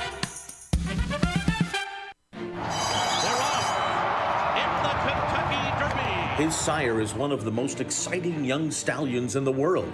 His dam has become one of the most important broodmares in the industry. And on the first Saturday in May, his genetic brilliance shined brightest on racing's biggest stage. They come into the final 16th, and it is going to be Mage to win the Kentucky Derby. Mage, standing at Airdrie Stud. Think about it. You're listening to the Equine Forum on HRRN, presented by TwinSpires. And then it's Slews Tiz Wiz, who scrapes the paint but gets through towards the rail. 3/16 to go. Moment of truth time for Papa's Golden Boy. Papa's Golden Boy has a lead by 4. Slews Tiz Wiz now angles to the outside second. And then it's Top Executive, 5-star General Majestic Eagle. 16th to go. It's Slews Tiz Wiz who sweeps on by. Slews Tiz Wiz in the Longacres mile. Papa's Golden Boy was second. The time for the mile, 1:34.46. Slews Tiz Wiz and Jose Zunino in the Longacres mile. Slews Tiz Wiz, a big win 3 years ago in the Longacres mile. He's back again, but he's been back each of the last 2 years as well. Finished third both times, and now he's looking to pick up another win in the Longacres mile tomorrow. Joe Withee set to join me here momentarily from Emerald Downs. He's going to talk about that great race. The race has so much history. We've been talking about the King's Plate because we're here at Woodbine, talking about the King's Plate and the history of that race. Well, how about the Longacres mile? Steeped in history, and Joe Withee is indeed with me now. Joe, good morning. Mike, great to be on with you. Yep, Championship Sunday, Longacres Mile Day tomorrow at Emerald Downs. And, yeah, great lead in there with Slews Tiz Wiz winning in 2022. He's really climbing the ranks of all-time great Washington breds. He won the Governor's Handicap on July 20th for the 4th consecutive year. And we've gone through all the history books. Emerald Downs, Longacres raced 59 years outside of Seattle. Yakima Meadows, Playfair. We cannot find a horse that won the same stakes race 4 years in a row. And as you mentioned, he's accounted himself very well in the Longacres mile with a win and 2/3. And no 5-star General this year. He's won it the last 2 years, and Slews Tiz Wiz has been third there. Slews Tiz Wiz beat 5-star General in 2022. He's just a tenacious horse with a big stride, a lot of ability, a lot of try, and he brings his game, it seems, every time. And, yeah, he's the morning line favorite tomorrow. 7-year-old gelded son of Slews Tiz now. And, Joe, I'm sure you'll agree with me. When you find these types of horses that continue to show up every single time you lead them over, especially at what we'll call an advanced age for a racehorse, you just got to admire every second that they're with us. Absolutely, Mike. That is well said. He just, if you ask me for a pick during this segment, I'm going to pick him second this year. But, boy, I'll be rooting for him, and I'll have a big smile on my face if he wins. He's the only Washington bred in the race for the 3rd consecutive year. When he won it in 2022, there were 3 Washington breds in there. They actually ran 1-2.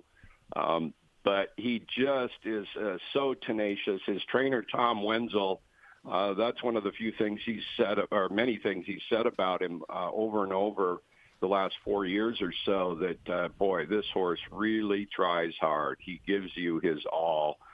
He knows what the game's about, and he wants to get the most out of his ability every race. And along with the rider this year, it's Julian Couton, who's ridden him very well.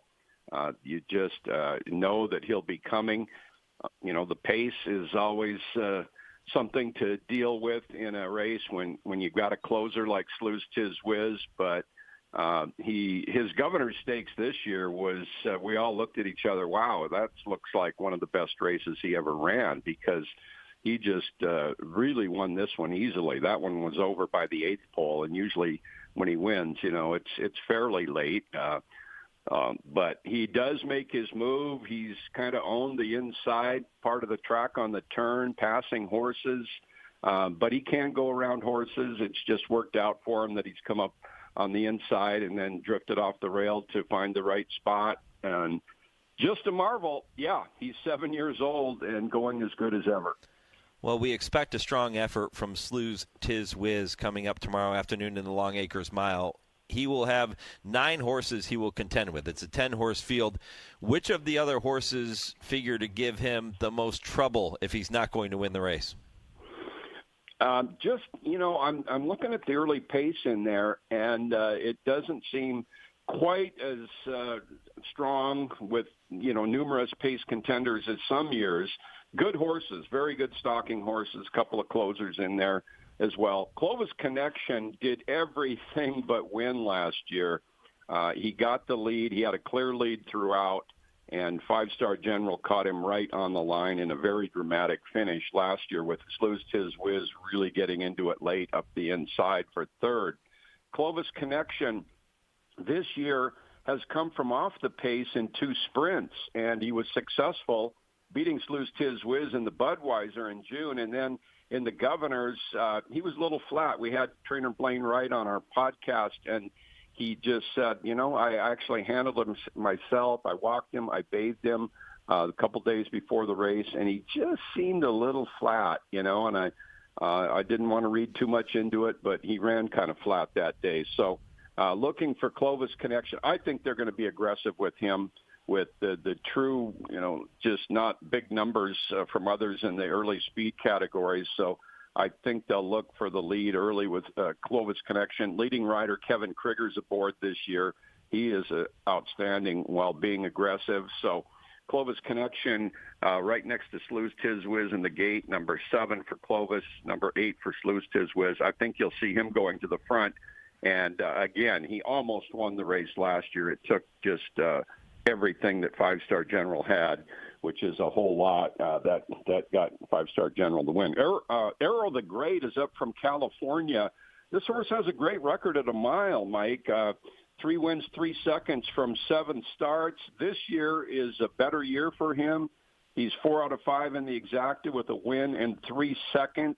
He comes in off a first-to-the-wire performance at Del Mar. He was disqualified from that, and many are shaking their head at why he was disqualified, but these things happen. He's going to have Manuel Americano, who's a young rider, but really doing well.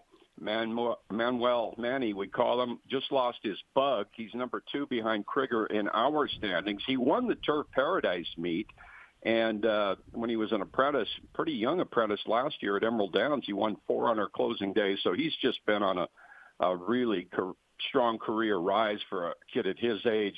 So he did ride Arrow the Great down at Turf Paradise and won by 6 lengths aboard him. They really, actually, a lot of the owners credit him with helping turn the horse around. So he's coming from Southern Cal. He's been running in some tough races. He ran in a lot of tough races last year. Didn't have a great record last year, but he can be tactical. I think you'll see him from the inside be, right near the lead most of the way, and I think he's going to be tough in there. Then you got Apprehend in the 10 post, who's won 5 in a row. Only one this year, though. He just started on July 12th for the first time in 2025, and a very impressive win up at Century Mile in Alberta. Really, the last eighth of a mile was very visually impressive, pulling away. So 5 wins in a row in Canada for Apprehend. And if you look in career histories, he's got a 107 buyer speed figure at Santa Anita, but that was way back in October of 22. But as you can see, he's doing pretty well right now. And Peter Redekop owns him, a very prominent West Coast owner, and he's participated in the mile many times. He won with Arrow the Great. He won with another Twist of Fate in 2020 over 5-Star General.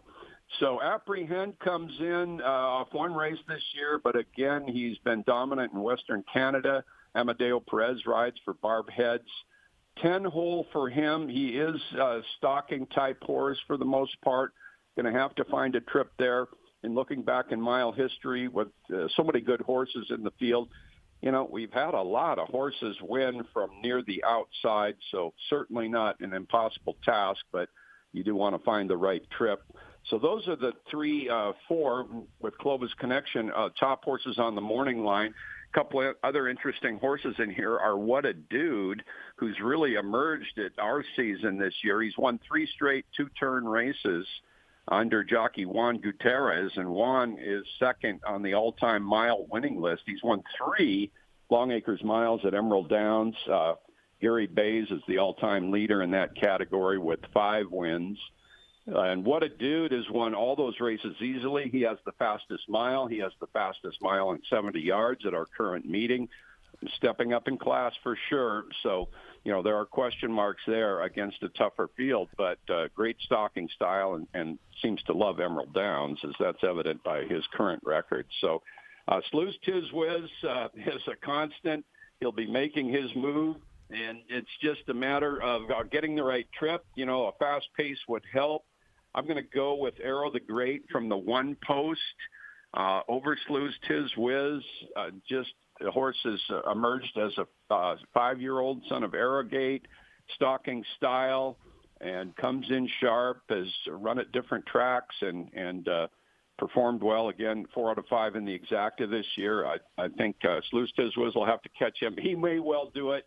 And again, as a Washingtonian, I will be smiling if Slew's Tiz Whiz wins his second Longacres mile tomorrow afternoon at Emerald Downs. And by the way, we do have our last 6 races are all stakes tomorrow. The mile is the 9th of 11, and it'll go about 5:50 Pacific time. And yeah, it's such a great tradition around here. That mile distance adds to the lore and the lure of the race, the attraction. It's just a really tough distance for older horses, meaning you can't really take much of a breather. If you're a sprinter, you've got to go a little bit farther. If you're a route horse, you've got to stay in contention. You don't want the speed horses to run away from you. And dynamic distance for older runners, it's just it was a great idea back in 1935 by Longacres founder Joe Gottstein, and he put it on a Sunday when a lot of the major tracks didn't race way back when, 30s and 40s. They raced the big day was Saturday, and so we got a lot of great jockeys from around the country shipping in for that. It had a significant $10,000 purse when it started, and we've grown from there. This is our 30th running here at Emerald Downs, and Slew's Tiz Whiz trying to join the list of 2-time winners, which isn't very long. Of course, 5-star General joined that list last year. Slew's Tiz Whiz, the morning line favorite. Arrow the Great is the second choice on the morning line, and behind him you have Apprehend and Clovis Connection. A field of 10. We're getting ready, Mike. How great is Joe Withee, the Washington Hall of Famer? You can see why. He just knows something about every horse in the Longacres Mile tomorrow, and he can even give you a little bit of history there, too. Joe, listen, I really appreciate the conversation here this morning. It is always fun to catch up, and we can't wait for that race coming up tomorrow afternoon. As you mentioned, 5:53 local time, 8:53 Eastern is when the $125,000 Longacres Mile will be run. Race number 9 on the 11-race program. Enjoy every second of it, Joe. Mike, thanks for the opportunity. We will, and have a great day in Canada there. All right, all the best, my friend. Joe Withee here with us on HRRN. When I come back, going to talk to a man who will be making some history in the King's Plate this afternoon. We'll tell you more. This is the Equine Forum presented by TwinSpires on HRRN, horse racing's voice. Race to TwinSpires, where you can unlock a $25 risk-free bet. Just use the code HRRN25 when you sign up. And if your first bet doesn't win, TwinSpires will refund your account up to $25. Wagering on the app is fast with free past performances, insider picks, and power plays every day you wager. TwinSpires. Download the app today to earn your $25 risk-free bet. Void where prohibited. For terms and conditions, visit TwinSpires.com. Must be 18 or older, 21 and older where applicable. For help with a gambling problem, call 1-800-GAMBLER. Join us at Kentucky Downs August 28th through September 10th, showcasing 7 days of racing with more than $40 million in purses, including the country's richest 3-year-old turf race, the Nashville Derby, on Saturday, August 30th. The meet boasts the largest field sizes in America, with 6 $2 million races on September 6th and 11 of 19 stakes worth at least $1 million for Kentucky breds, along with 2 Breeders' Cup win-in-your-in races during the meet. Reserved seats on sale now at themintKentuckyDowns.com. There's Unique, and there's Kentucky Downs. It's time now to shine the spotlight on the Darley Taking the Reins Performer of the Week. Chopsticks will win the money. Chopsticks wins the 8th running of the Ellis Park Debutante. Congratulations to Darley Stallion and multiple Eclipse champion Essential Quality, represented by his first stakes winner when 2-year-old filly Chopsticks scored in that race at Ellis Park. It was the Ellis Park debutante last weekend, and she, by the way, remained undefeated, making her your Darley Taking the Reins Performer of the Week. Darley Stallion Essential Quality, just the 7th colt in the 53-year history of the Eclipse Awards to be named champion at both 2 and 3. 2 days prior to Chopstick's win in the Ellis Park debutante, his son, I, put on a brilliant display, coming from some 20 lengths back following a poor break to win on debut at Saratoga. Learn more about Essential Quality and all the Darley Stallions by visiting darleyamerica.com. Get ready for the biggest night of the year at Charlestown on Friday, August 22nd. It's the Grade 2 $1 million Charlestown Classic and the Grade 2 $750,000 Charlestown Oaks, the richest sprint race for 3-year-old fillies in North America. The spectacular card features 8 stakes races worth over $2.7 million. The action gets started with a special first post time of 5 o'clock Eastern. It's the Grade 2 Charlestown Classic and Grade 2 Charlestown Oaks on Friday, August 22nd, here at Hollywood Casino at Charlestown Races. You're listening to the Equine Forum on HRRN, presented by TwinSpires. And down the lane in the Marine, it's Man City and War Signal fighting back. A length away came Scorching and trying to run for the back is Church and State and Sedbury's Ghost. Scorching's coming into the clear. Man City in front, targeted by Scorching. Man City the leader. Scorching trying and down the outside Megalodon, but Man City in front. And the beautifully turned out Man City wins the Marine from Scorching. And as they come for the home stretch, 3 across the track, and in the center, narrowly in front is William T. On the outside, kicking on a bit, is Super Tuscan, and on the inside, Brawler. Globecrest is running on really well, but has left a lot of ground to make up as they come in the stretch. William T's the leader.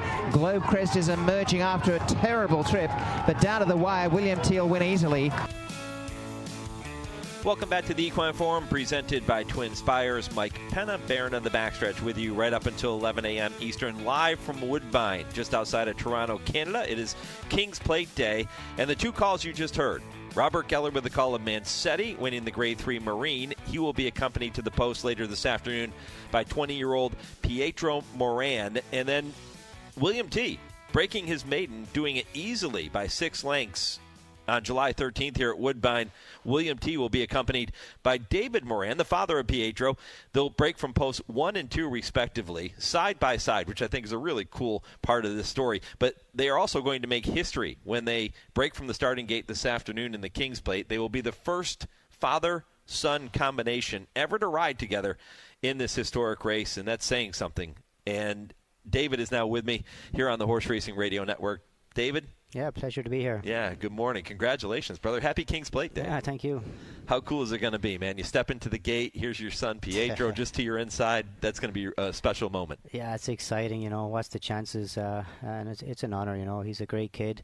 You know, he's only a young apprentice, 5-pound claimer, and he's on top of the game right now, riding in all the big races. So very proud of him. Yeah, you must be extremely proud. Have you given any thought to what the moment's going to be like when you're standing in the gate side by side together? We have any conversation, or is it all business? I'd say probably not. You know, at that point, you know, I'm out there to win. He's out there to win. He's been keeping his cards pretty close to his chest actually with his tactics, so he's pretty sharp. But the run up to it has been really exciting. You know, a lot of publicity about it. It's you know, it's a big deal, right? So that's awesome. You know. And he's one of what, 8, 9 children? How many kids? He's one of 9. Yeah. One of 9. Wow. Only jockey, right? So far, anyway. Yeah. My older son William actually gallops here every morning for Kevin Attard, and he's going into his 5th year of university, and then a couple of other younger ones love to ride as well. But everybody has an interest. My wife Maria, she rode a bit, and she rode a winner or two, and she galloped for a long time until she started having kids, right? So yeah, she began in Italy, didn't she? She did, yeah. Yeah, really cool.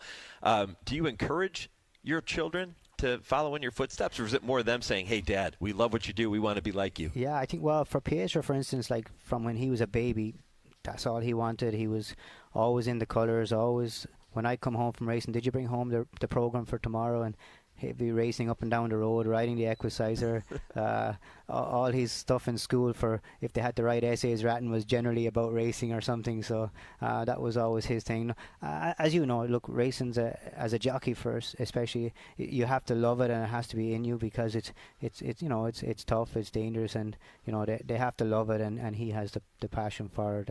I kind of always, my wife and I encouraged him, get your schooling, do this as well, and if you love it, you do it. But some of the others, they play hockey, they play soccer, they play whatever's going. So yeah. Were you like that when you were a kid growing up in Ireland? Yeah, I mean, I grew up in the south of Ireland, a country area. My dad was big into racing.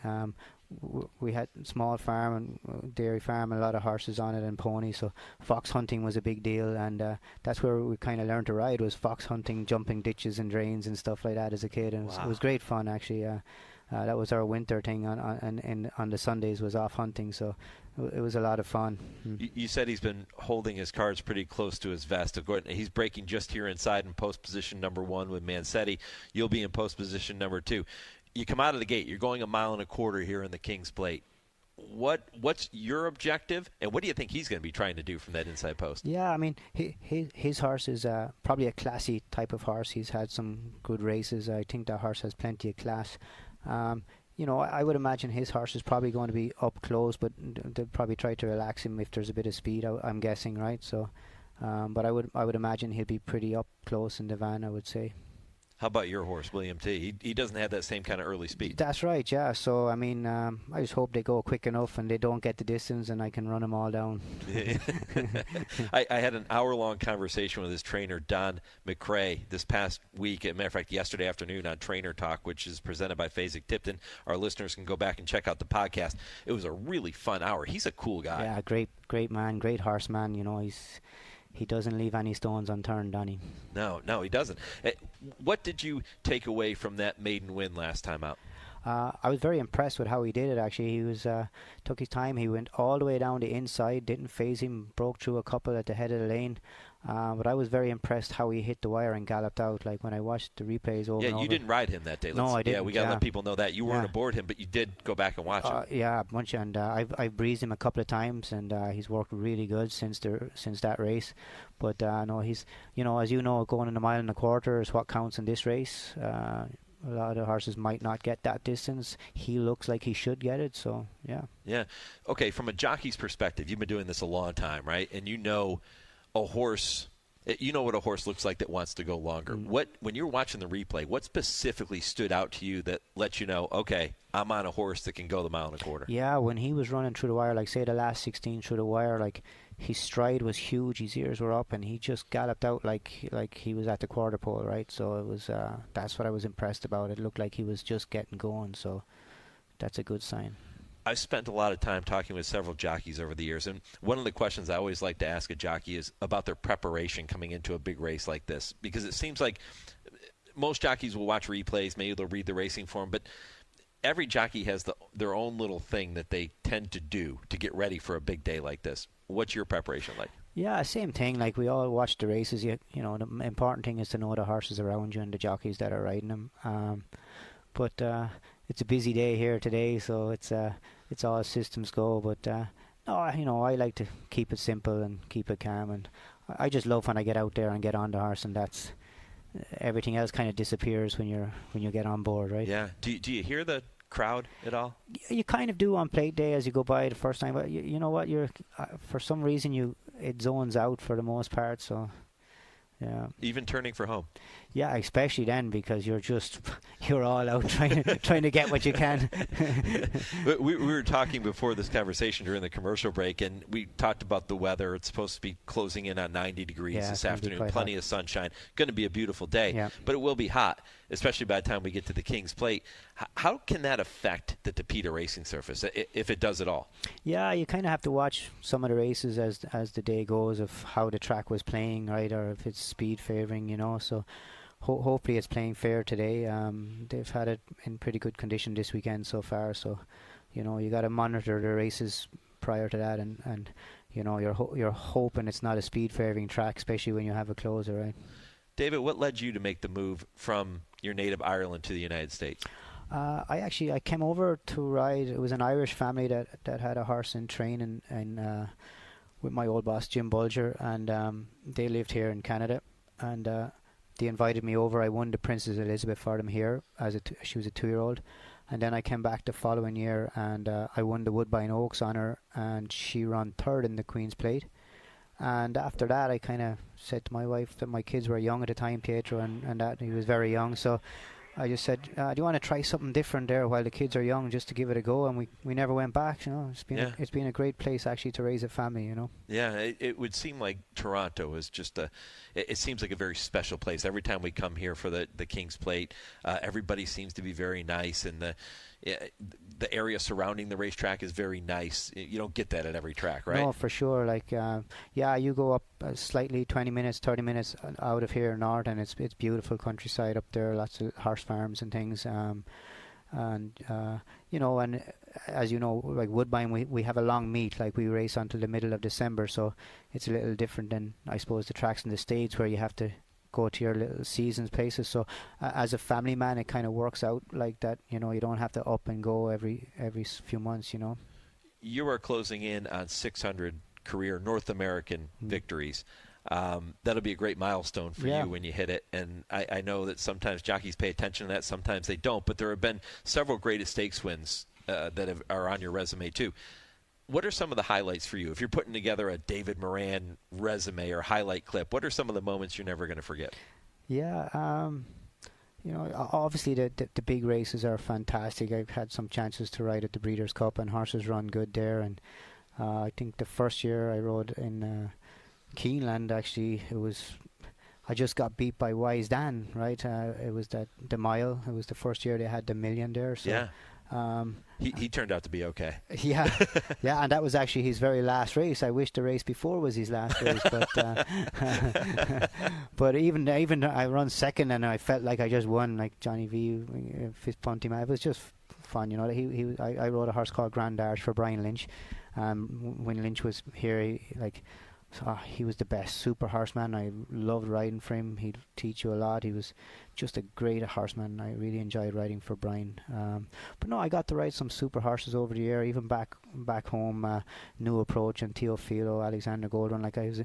My old boss Jim Bulger used to train them horses, and they were magnificent. The Epsom Derby horse, Alexander Goldrun. I was only an apprentice at the time. I got to go to Hong Kong with her, ride out. You know, little things like that. Like, you know, Sheikh Mohammed bought them horses for stud. Like, so I served my apprenticeship with a really great horseman in Jim Bulger. He had a lot of horses. He was a top breeder, top trainer. He's trained multiple great stakes all over the world. You know, he's a very respected guy, and a lot of good jockeys and trainers went through his hands. So, you know, he was a big help in my career, and his staff that are there, you know. You mentioned the name Johnny V, the Hall of Famer John Velasquez, and he's somebody who I've gotten to know over the years, and we've become very good friends. He is in the King's Plate, so you have to contend with him again today in the King's Plate, right? He's riding the filly No Time for Mark Casse. What makes a guy like Johnny V so good?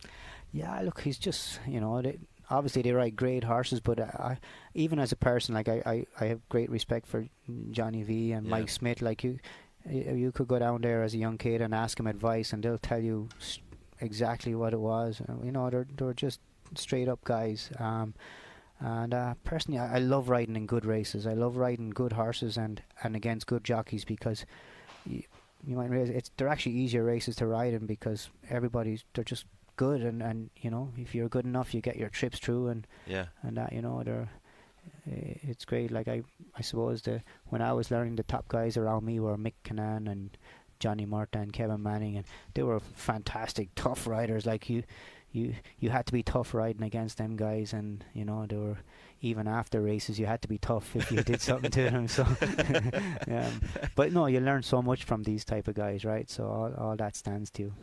So often we talk about the Saratoga jockey colony and how strong it is. Del Mar gets a lot of publicity with that. How about here in Toronto? There are some really good riders that you're competing with every single day. Yeah, no, listen, everywhere has its bunch of good riders. You know, as you know, racing, it has its ups and downs, whether you're a trainer or a jockey. And if you're on a roll, you're great, right? If you're in your barn is a little cool, then you're a little cool or whatever, and you know, especially nowadays with statistics kind of might throw out owners a little bit where they might not get the chance on some good horses that you used to get, right? So, and then you have the young blood coming in, pushing you out as well. So it's you know, you always have to be fit. I used to admire Mike Smith. Like, I always watched how fit he kept himself and strong. He's a workout freak. Yeah, and it makes sense. Like, I feel the same way. Like, and we train hard even in the wintertime, and it makes a big difference, you know, especially, as you said, like, as you get a little older, like, it makes a huge difference to you, you know. I know you want to win the King's Plate today. I know if you don't win, you'll be very happy if Pietro is the one who's walking into the winner's circle, too. You want to compete against each other. You want to win, but you're also a dad.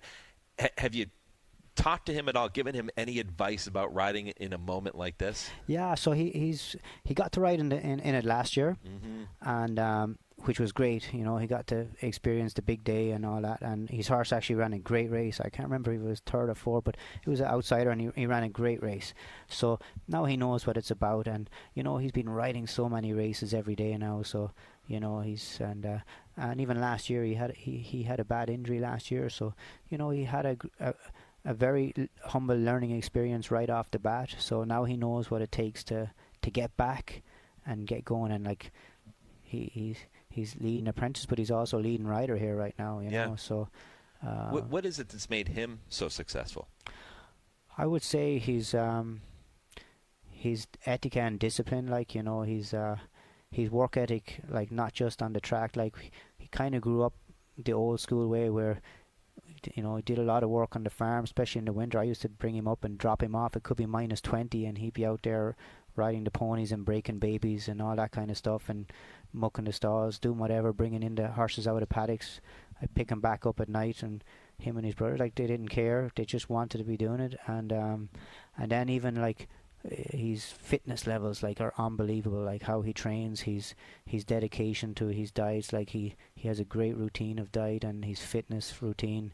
And then I think in general, like, he probably grew up on the track with me, so he knows everybody. So he goes around to all the barns and treats all the grooms and hot walkers, you know, with top respect, and chats to them all, and he knows the horses inside out, the pedigrees, the breedings, and I think he always had that in mind. Even when it come to hockey or basketball, you could ask him a date of birth or who played here, and he would know it, right? He just has it, right? And I think people see it in him, and he's had that drive and ambition from very small. So, you know, hopefully he stays humble and safe and keeps getting better, you know. Yeah, well, safe trip to you and to Pietro and to all of the riders competing, not just in the King's Plate, but in every race here today. And every time you get a leg up, safe trip, my friend, and good luck in the King's Plate, and good luck to Pietro as well. Yes. I hope it's one of you standing in the winner's circle at the end. Hope so. Yeah, I appreciate it. It's been a lot of fun. It's been a lot of fun getting ready for it, yeah.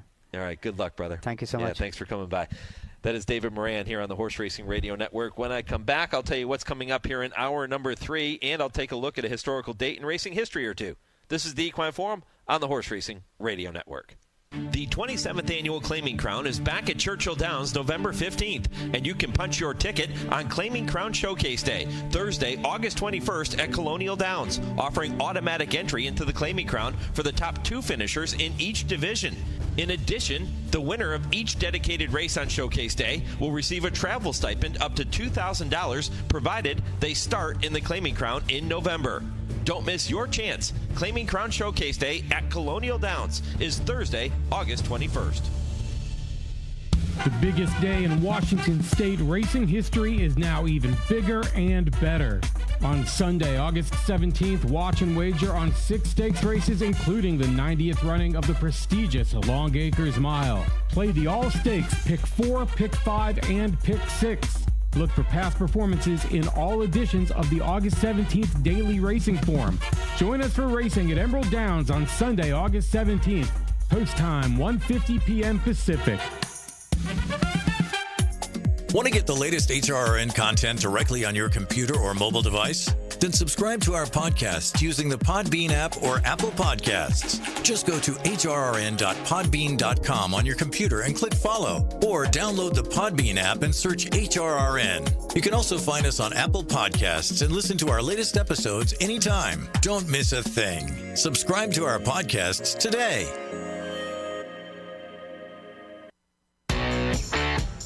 You're listening listening to the Equine Forum on HRRN, presented by TwinSpires.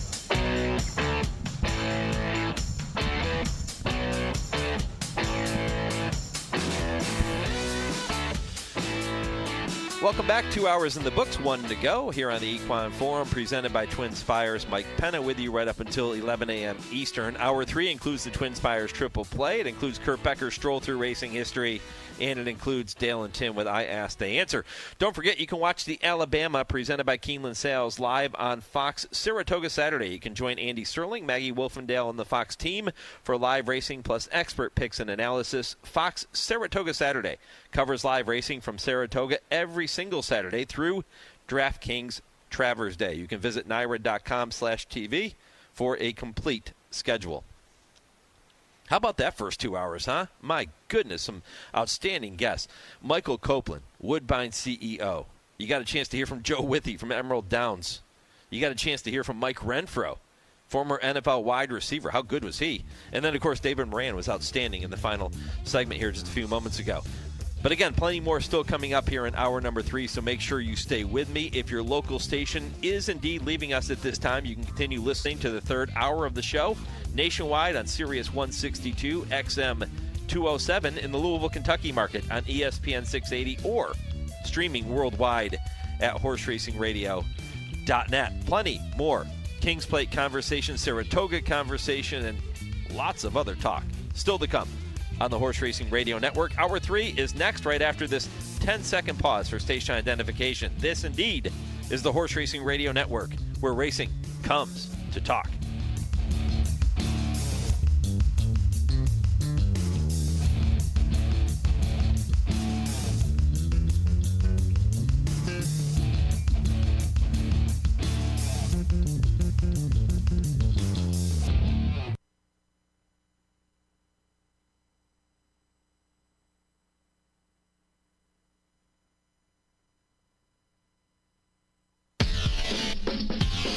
This is HRRN, horse racing's voice. Here comes Greenpeace roaring down the center of the course.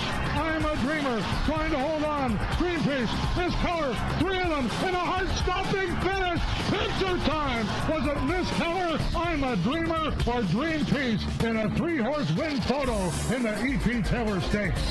An Evening Jewel bursts through on the inside. Here's Harmonious, Whitecap, Grandstand side. Perfect Shirl is running a big one too, but it's Evening Jewel. Harmonious drifting out. Evening Jewel, Harmonious, Evening Jewel, and Victor Espinosa have won the Del Mar Oaks. Welcome to the Equine Forum, presented by TwinSpires. And it is Nest who has asked for more, and she is responding here. Nest has a 4-length lead. Secret Oath in second. Here is Nest, and she is pouring it on here in the stretch. She is at the top of her class. Nest wins the Alabama. Stanley House trying to run them down. Paramount Prince in front. A full on to run, dashed away for Patrick Husbands. Elysian Field in second. Stanley House in third. But Paramount Prince, Prince becomes the king. Paramount Prince wins the 164th Kings Plate. Now here's Mike Penna. Welcome back. Hour 3 of the Equine Forum, presented by TwinSpires. Mike Penna, Baron of the Backstretch, live from Woodbine Racetrack in Ontario. It is spectacular here today. Kings Plate Day, always a special day when the Kings Plate comes to town, and it is every single year, and it is happening later today. Great card. You have the Grade 1 E.P. Taylor, the Grade 2 King Edward, the Catch a Glimpse Stakes. There are so many wagering opportunities, which we're going to get into here momentarily with Ashley Anderson from TwinSpires. It will be our TwinSpires Triple Play to begin hour number 3. Want to remind you, though, if you missed any portion of the first 2 hours of the program, you can head back to our website, horseracingradio.net, to check out the podcast. You can do that too on your favorite podcast platform. And that first couple of hours included an extensive interview with Woodbine CEO Michael Copland, and boy, was he good, outlining some of the future goals of Woodbine, looking back on the past and where they've come from and where they are today. I think you're really going to enjoy that conversation. I did ask him for his pick in the Kings Plate, and you can hear that at the end of the interview when you go back and listen to the podcast. Impossible trivia question coming your way, too, including the answer, which comes up at 10:55 Eastern. And, of course, our poll question, who is your pick to win the King's Plate later today? It's a wide-open race. Going to talk about it right now with Ashley Anderson. She joins me for the TwinSpires Triple Play. Good morning, Ashley.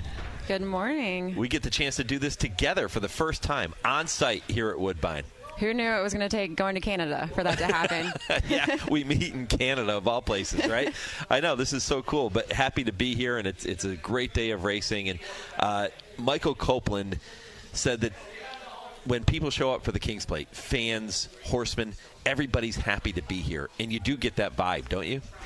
Absolutely. I was here for the first time last year, and it was really exciting, even though it did rain, and it was historic rainfall, I believe, that day. So I didn't get to actually watch the King's Plate live, but I was here for the day that it was supposed to run. And it was really exciting. I feel like there were so many people, even in spite of the weather. And, you know, people get dressed up just like they do for the Kentucky Derby, and it's really fun to have another excuse to wear a hat. Yeah. Well, you can always find an excuse to do that, especially when you come to the races, and this is a great day to do it. Let's kick it off. 3 races. You selected race 5, race 9, race 11, all at Woodbine today. Race 9 is the King's Plate, so that's the middle leg of the TwinSpires Triple Play. Before we get to that, though, there are some great opportunities for people betting the races with TwinSpires today. Of course, we've got some promos going on and tournaments, but we have a King's Plate Day 25% odds boost. And if you opt in, you'll get a 25% odds boost on your win wagers at Woodbine all day long, as well as the Kings and Queens Pick 3 25% profit boost. And that is for that Kings and Queens Pick 3, which is covering the graded stakes on the card. And you can go to TwinSpires.com. You can bet all the races you're going to play, including the 3 we're going to discuss right now with TwinSpires.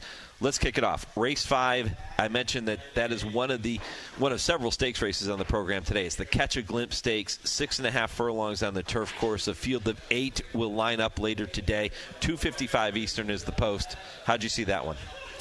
I went with number 1, Dinah, 3-1, who's going to have Flavian Pratt aboard. So very good rider to have, picking up the mount here at Woodbine, and going to be making her second career start, race 6 furlongs on the turf in her debut, and was just beaten a nose, had a 79 brisnet speed figure in that maiden special weight.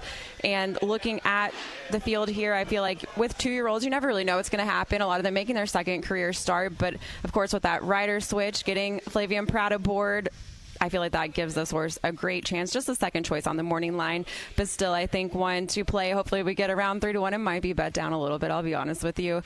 But I talked to Kevin Attard at the track yesterday, and he seemed like he was feeling very confident, especially with Flavian aboard so many of his horses for this particular card. So I'm going to go with Dinah here at 3-1, and again, hopefully get something around that price at post time. Isn't Kevin one of the coolest guys back here on the backside? He really is, right? He's such a nice guy.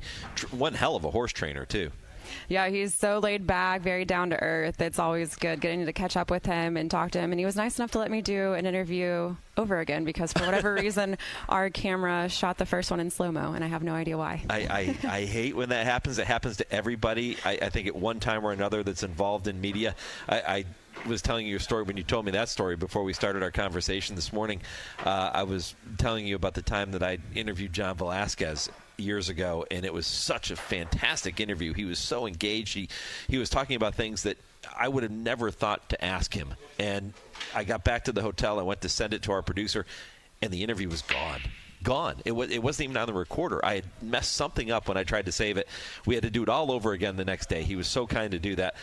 Just not the same vibe. It's not the same energy. It's just different. It happens to everybody that's involved in media at one point or another. They already heard the questions, so they're ready the second time around. Yeah, that's true. At least a lot of people in this industry are nice enough to do a redo if it's required. Yeah. Well, let's go to the second leg. Your first leg, Catch a Glimpse. You'll take number 1, Dinah, at odds of 3-1. Flavian Pratt, Kevin Attard. Let me ask you one other question about that. The inside post going 6.5 furlongs on the turf obviously doesn't scare you. Doesn't scare me too much, especially with Flavian aboard, as I mentioned. He just always seems to know where to go and what to do, no matter what mount he's picking up. So I'm confident in the rider. pretty much it's in Flavian I trust. Yeah, in Flavian we do trust. We'll see if he can pull it off in race 5.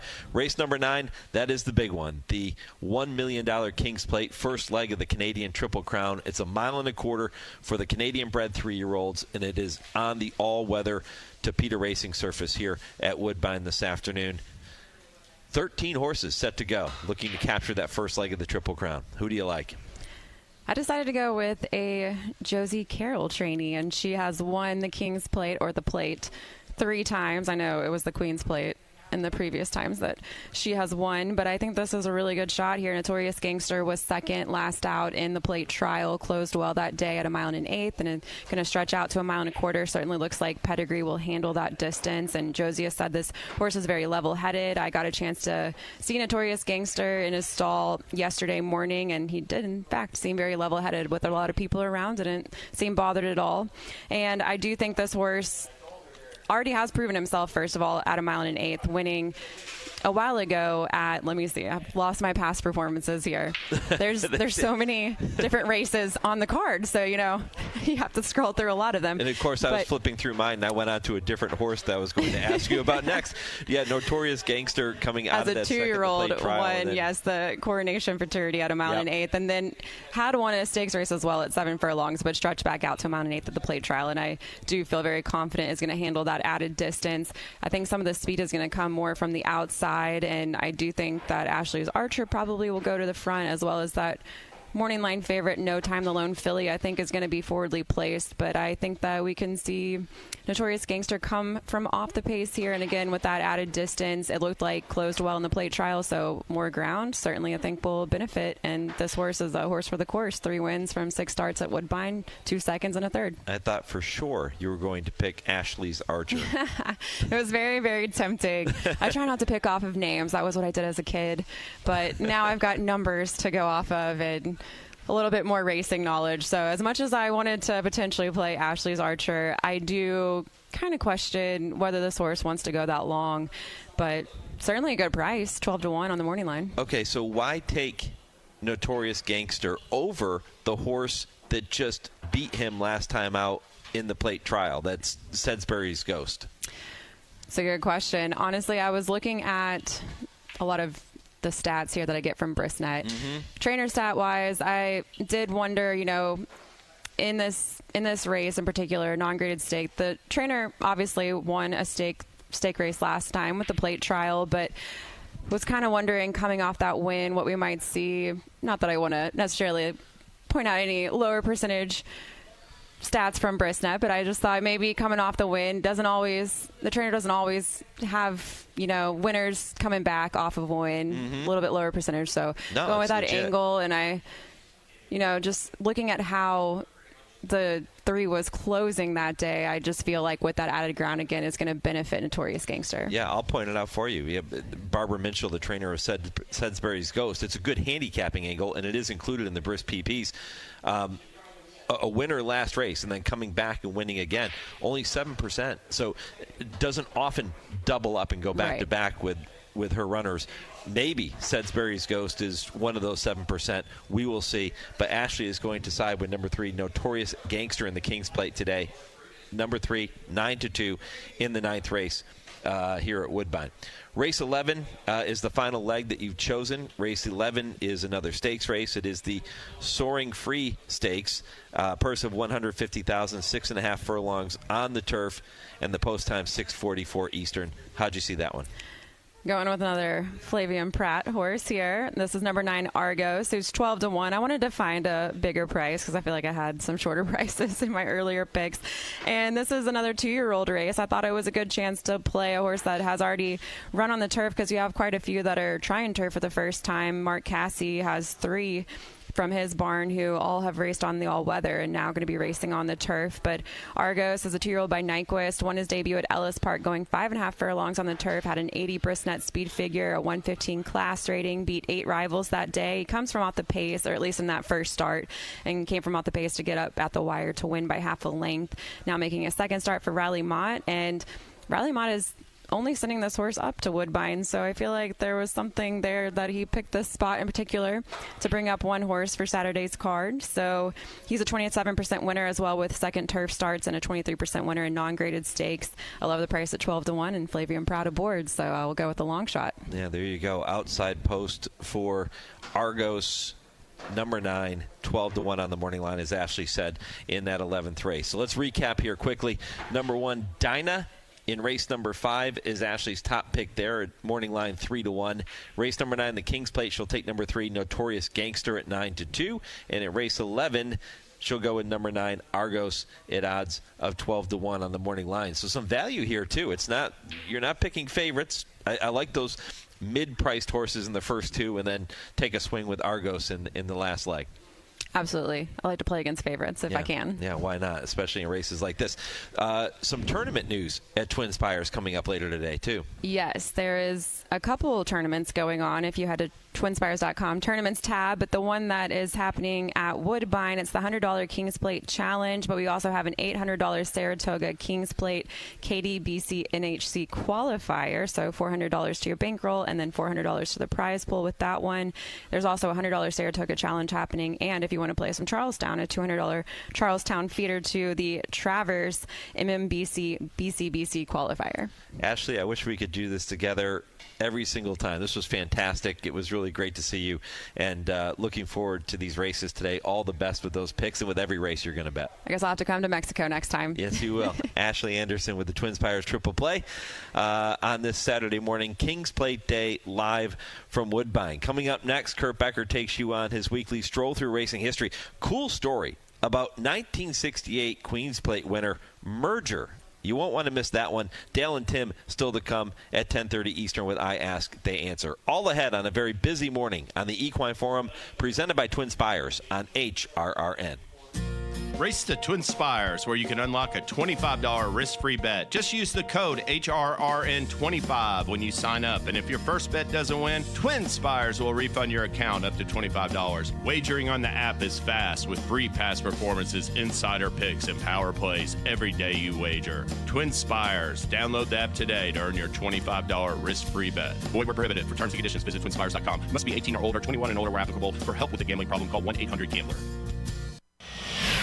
This is Woodbine Week on the Horse Racing Radio Network. The thrill of world-class thoroughbred racing continues at Toronto's Woodbine Racetrack this Saturday with the King's Plate. Join us for an unbelievable day of racing with 6 stakes races and 3 guaranteed pick 5s totaling $1 million.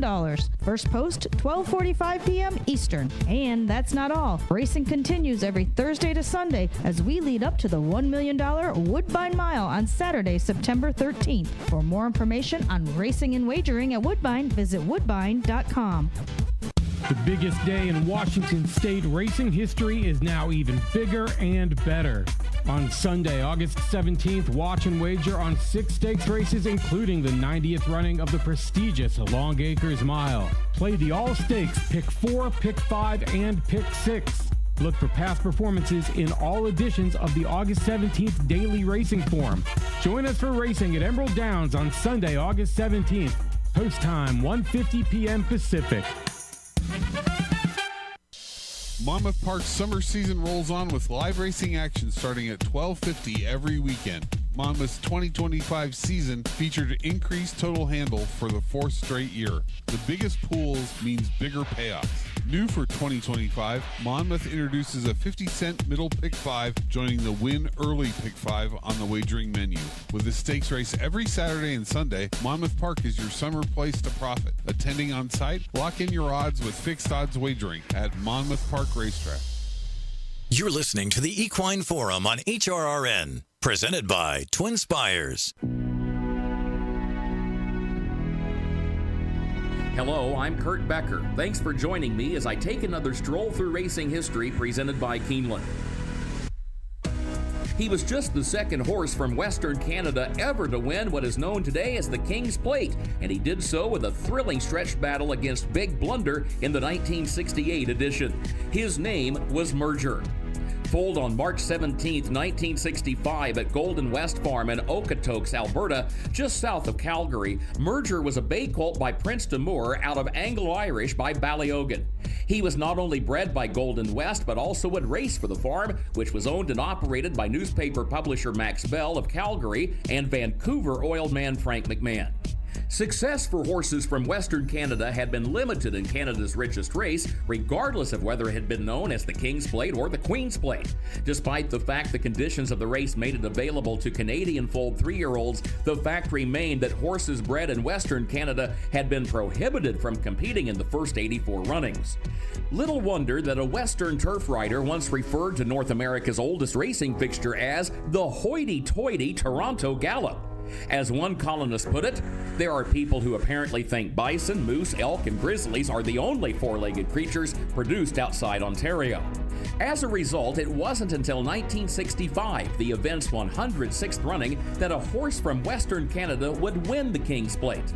Known as the Queen's Plate at the time, the winner was Alberta-bred Whistling Sea, a horse described as being as Western as number 1 hard wheat.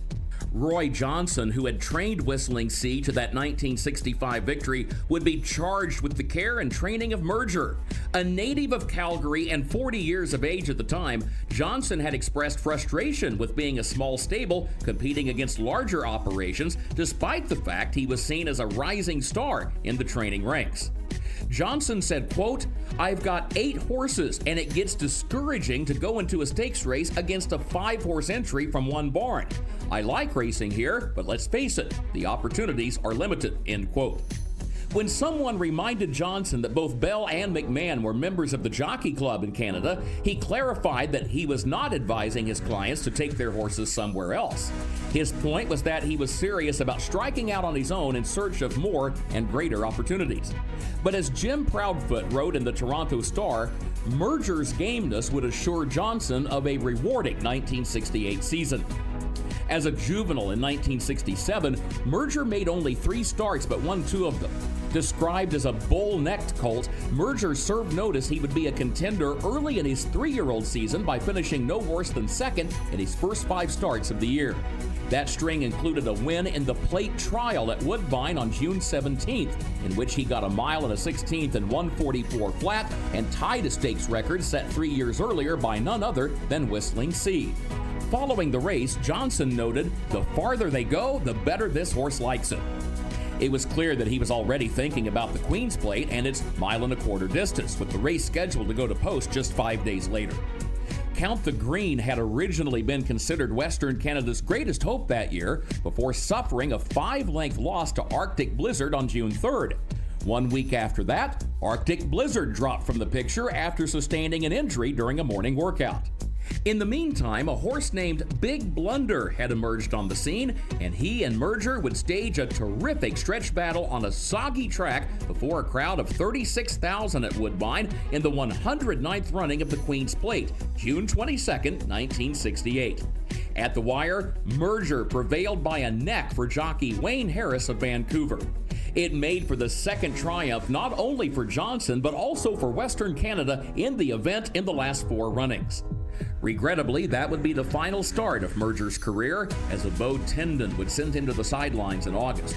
Co-owner Frank McMahon would make headlines the following year in the United States as the owner of Kentucky Derby and Preakness winner Majestic Prince. Johnson had told friends in 1967 that he believed he had the 1968 Queen's Plate winner in his barn. Nonetheless, Merger had gone to the post at 17-1 when he broke his maiden on debut as a juvenile. He paid $8 when he won the plate. After the race, Johnson's father, himself a former trainer, summarized the day by saying, quote, "I won some little races in the West, but Roy wins the big ones in the East," end quote. We wish everyone a safe journey later today in the 166th running of the King's Plate. Please join me again next week when I take another stroll through racing history presented by Keeneland. For HRRN, I'm Kurt Becker. Thanks, Kurt, for that story. If you missed it, go to our website to check out the podcast of every stroll through racing history. And don't forget while you're there to check out our Trainer Talk presented by Fasig-Tipton and sign up for our email newsletters to stay up to date on the latest news and guests set to appear on our shows. Dale and Tim coming up next with I Ask, They Answer. This is the Equine Forum presented by TwinSpires on HRRN. This is HRRN, horse racing's voice. Race to TwinSpires, where you can unlock a $25 risk-free bet. Just use the code HRRN25 when you sign up. And if your first bet doesn't win, TwinSpires will refund your account up to $25. Wagering on the app is fast with free past performances, insider picks, and power plays every day you wager. TwinSpires. Download the app today to earn your $25 risk-free bet. Void where prohibited. For terms and conditions, visit TwinSpires.com. Must be 18 or older, 21 and older where applicable. For help with a gambling problem, call 1-800-GAMBLER. Colonial Downs summer racing season is here with racing 4 days a week. Afternoon racing on Wednesdays, Thursdays, and Saturdays at 12:30 p.m. Eastern and a twilight post of 4 p.m. Eastern every Friday. Back is our popular 12% takeout Pick 5 offered twice daily. Join us for our biggest days of the season, August 9th at noon for Colonial Downs Festival of Racing, which features the Arlington Million, and then September 6th, the Grade 3 Old Dominion Derby. Colonial Downs, the race is just the start. Join us at Kentucky Downs August 28th through September 10th, showcasing 7 days of racing with more than $40 million in purses, including the country's richest 3-year-old turf race, the Nashville Derby, on Saturday, August 30th. The meet boasts the largest field sizes in America with 6 $2 million races on September 6th and 11 of 19 stakes worth at least $1 million for Kentucky breds, along with 2 Breeders' Cup win-in-your-in races during the meet. Reserved seats on sale now at themintKentuckyDowns.com. There's Unique, and there's Kentucky Downs. Get ready for the biggest night of the year at Charlestown on Friday, August 22nd. It's the Grade 2 $1 million Charlestown Classic and the Grade 2 $750,000 Charlestown Oaks, the richest sprint race for 3-year-old fillies in North America. The spectacular card features 8 stakes races worth over $2.7 million. The action gets started with a special first post time of 5 o'clock Eastern. It's the Grade 2 Charlestown Classic and Grade 2 Charlestown Oaks on Friday, August 22nd, here at Hollywood Casino at Charlestown Races. Live racing for the 25-day Ellis Park meeting begins Thursday, July 3rd and runs through Saturday, August 24th, with a record $4 million in stakes purses led by 7 stakes across Kentucky Downs Preview Weekend on August 2nd and 3rd, and 6 stakes on Sunday, August 10th, featuring the $300,000 Ellis Park Derby and the $200,000 Groupie Doll. Connections with Kentucky-bred horses will be competing for $100,000 maiden special weight purses and allowances up to $108,000, and horse players will have plenty of action throughout the summer. For a full list of events, visit EllisParkOwensboroGaming.com. This is I Ask, They Answer on the Equine Forum on HRRN. Wando to the inside is second. Stritzy's coming with a run. Shoalwater's in there with a big shot. This is wide open as they come to the top of the stretch at Woodbine. Shoalwater, Parasail, Wando's wheel to the far outside. 2 furlongs away from Triple Crown Immortality. Here comes Wando on the outside to take the lead. Shoalwater is back in second. They come to the final 16th, and Canada salutes the Breeders' Stakes winner and the Triple Crown champion. Wando was better than wonderful this afternoon. He was magnificent. Dan Loisel bringing them home in the 2003 renewal of the Breeders' Stakes, the final leg of the Triple Crown. Wando, the last horse to pull off the feet here in Canada. He did that in 2003, and boy, I guess you can make a case that the Canadian Series is probably more challenging than its U.S. counterpart. We're going to debate that here on I Ask, They Answer this morning. Plus, Kentucky Derby winner Sovereignty has yet to face older horses. Should he be regarded as the best dirt horse in training? And what on earth happened in the final race at Saratoga last Saturday? And was the explanation enough? All of those topics and much, much more straight ahead on another loaded edition of I Ask, They Answer with trainer Dale Romans and turf writer Tim Wilkin, all presented by the University of Louisville Equine Industry Program and the College of Business, and all starting just 30 seconds from right now. A spark turns into a dream, and your dreams fuel a love that will last a lifetime. Turn your passion into a career with experienced guidance, a thorough study of equine business, as well as opportunities to get your hands dirty and put your mind to work. Located in the heart of horse country, let your passion fuel your profession at the U of L Equine Industry Program. Apply today. All right, guys, we're going to kick things off with our first topic here, and it comes from the what in the heck happened category, I guess.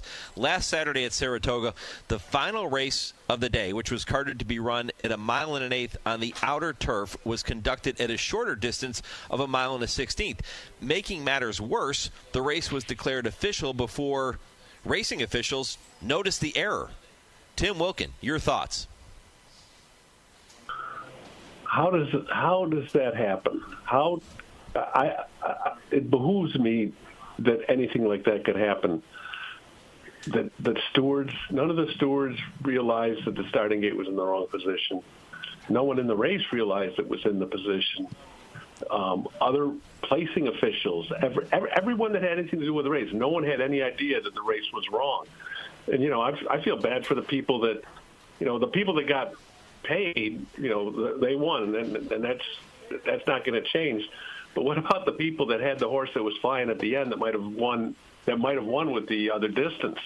But, they're the ones that got screwed, and there's nothing that's going to happen for them. I think that there's really nothing that anybody can do to soothe anybody's bad feelings about it because the race was deemed official. There's no refunds that are going to come about, but it's just a bad look for racing that happens. And people, they just have to pay better attention. It's that simple, isn't it? What can happen will happen. And it can happen, and it did happen, and people make mistakes. There was a lot of comedy errors involved in that. You're right, the stewards you would have thought would have picked it up before, or the starter. I don't know who's responsible, the guy driving the tractor, who parked in the wrong place. But, you're looking at, they got 3 different racetracks out there. They got different distances all day. They're moving around. I got to thinking about it, wondering it hadn't happened more often. Now, I heard it happened 7 years to the day ago. Yeah. It happened before. And I didn't remember it. But, listen, some people won, some people lost. The horse was flying at the end, but going 1 mile 8 different pace scenario. Maybe he's not flying at the end. Who knows what could have happened or should have happened, but some people got paid and some people threw their tickets down like every race. But I guarantee you I bet you there were some people in the crowd that realized it was going on. I was upstairs. I didn't even realize it because it was the last race of the day. I was hardly paying attention to it because it wasn't the stakes. It's an error. It's unfortunate. It shouldn't have happened, but it did happen. And you turn the page and you got to move on, right? But wouldn't you think that when you see the final running time of the race, wouldn't you think from a steward's perspective that would throw up a red flag and say, wait a minute here, how something's off? I didn't look at the final time. Yeah, I don't think they'd probably ever look at the final time. It is what it is, and they've already done all those races all day, and they just, as long as there's not a bump or an infraction, they just put it up before anybody even sees what the time was. Yeah, but it's embarrassing. Naira's got great people do good things here, and there's a lot of things. Every mistake is highlighted, and this is one of them. And yes, this is a big mistake, but they do a lot of things right that never get talked about. But you make one mistake, they're after your head. And the thing about it, there was no maliciousness involved. That's the key.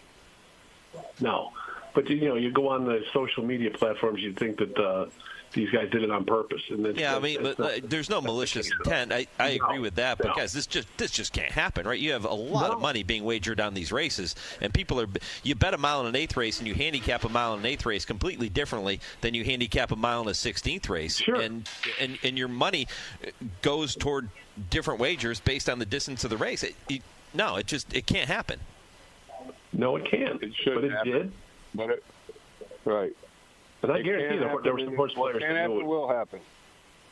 There had to have been horse players that realized what was going on. Had to. Yeah, I don't know. Not a good situation, though.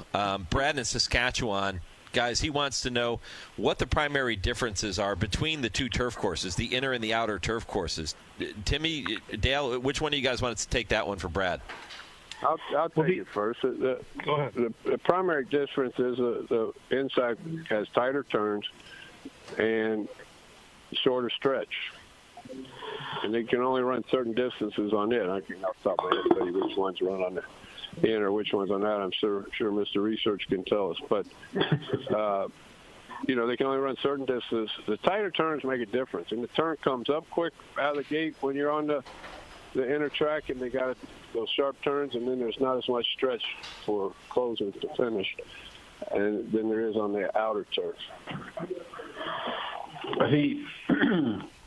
The outer turf's a mile circumference. The inner's has a circumference of 7 furlongs. On the outer, you can't run any races that are 6, 7.5 furlongs. On the inner, you're running at a mile and a half, a mile 3/8, mile and 1/8, mile 16th, at a mile. Yeah, Dale already hit it. The turns are sharper. That's a big deal. And I don't know what else to say about it, but they're two different tracks, and as far as the distance goes. So I hope that answers his question, if that's what he was looking for. Mm-hmm. Yeah, Brad, we appreciate that question. And again, you have a topic or a question you want to ask Dale and Tim, or you want them to debate something for you, simply send it to us, mike@horseracingradio.net, or post it on our social media pages, and we will do our best to include it in the shows going forward. All right, guys, moving on to topic number 2, and this one involves the King's Plate. Today is the 166th running of the King's Plate, and it marks the first leg of the Canadian Triple Crown. Like the U.S. Triple Crown, the 3 races are contested at 3 different distances. However, unlike the U.S. Series, the races are run on 3 different surfaces. You have Tapeta, you have dirt, and you have turf. 12 horses have completed the Canadian trifecta, most recently Wando in 2003. 13 horses have swept the U.S. Triple Crown. So I'm going to ask you, which is the more difficult Triple Crown, the U.S. or the Canadian? Dale, what do you think?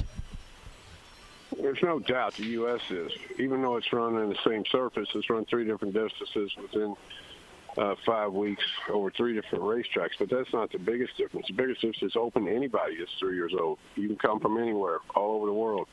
So you're looking at the whole world's population of 3-year-olds compared to a very small group. It's easier to be the dominant player in a small group than it is to be in the open group of, say, 40,000 horses counting all around the world. They can make it that are eligible for the Kentucky Derby, whereas probably, I don't know how many Canadian breds there are, but I bet it's under 5,000. So you got to be the best of 5 or best of the world.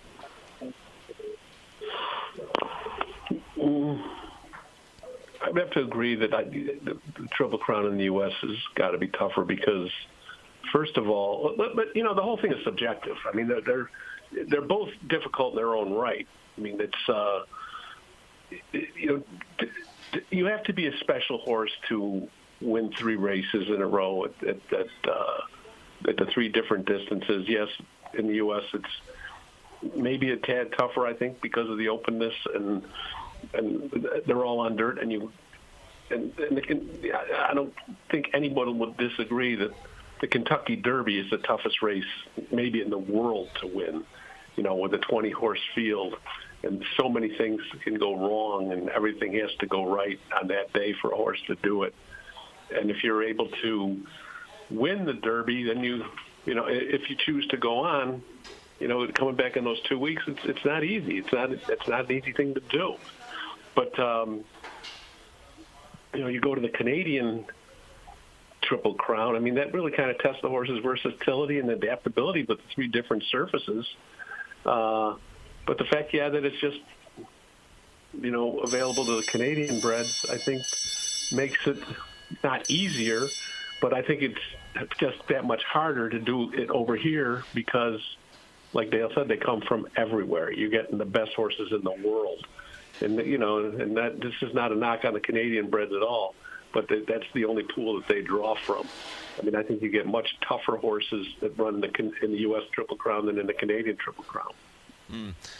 Well, Dale, according to Canadian Thoroughbred, It looks as if the foal crop 3 years ago in Canada, 1,075 foals. So the pool much bigger in the U.S. The U.S. had over 18,000 foals. And, of course, as you said, horses can come from all around the world to compete in the Kentucky Derby.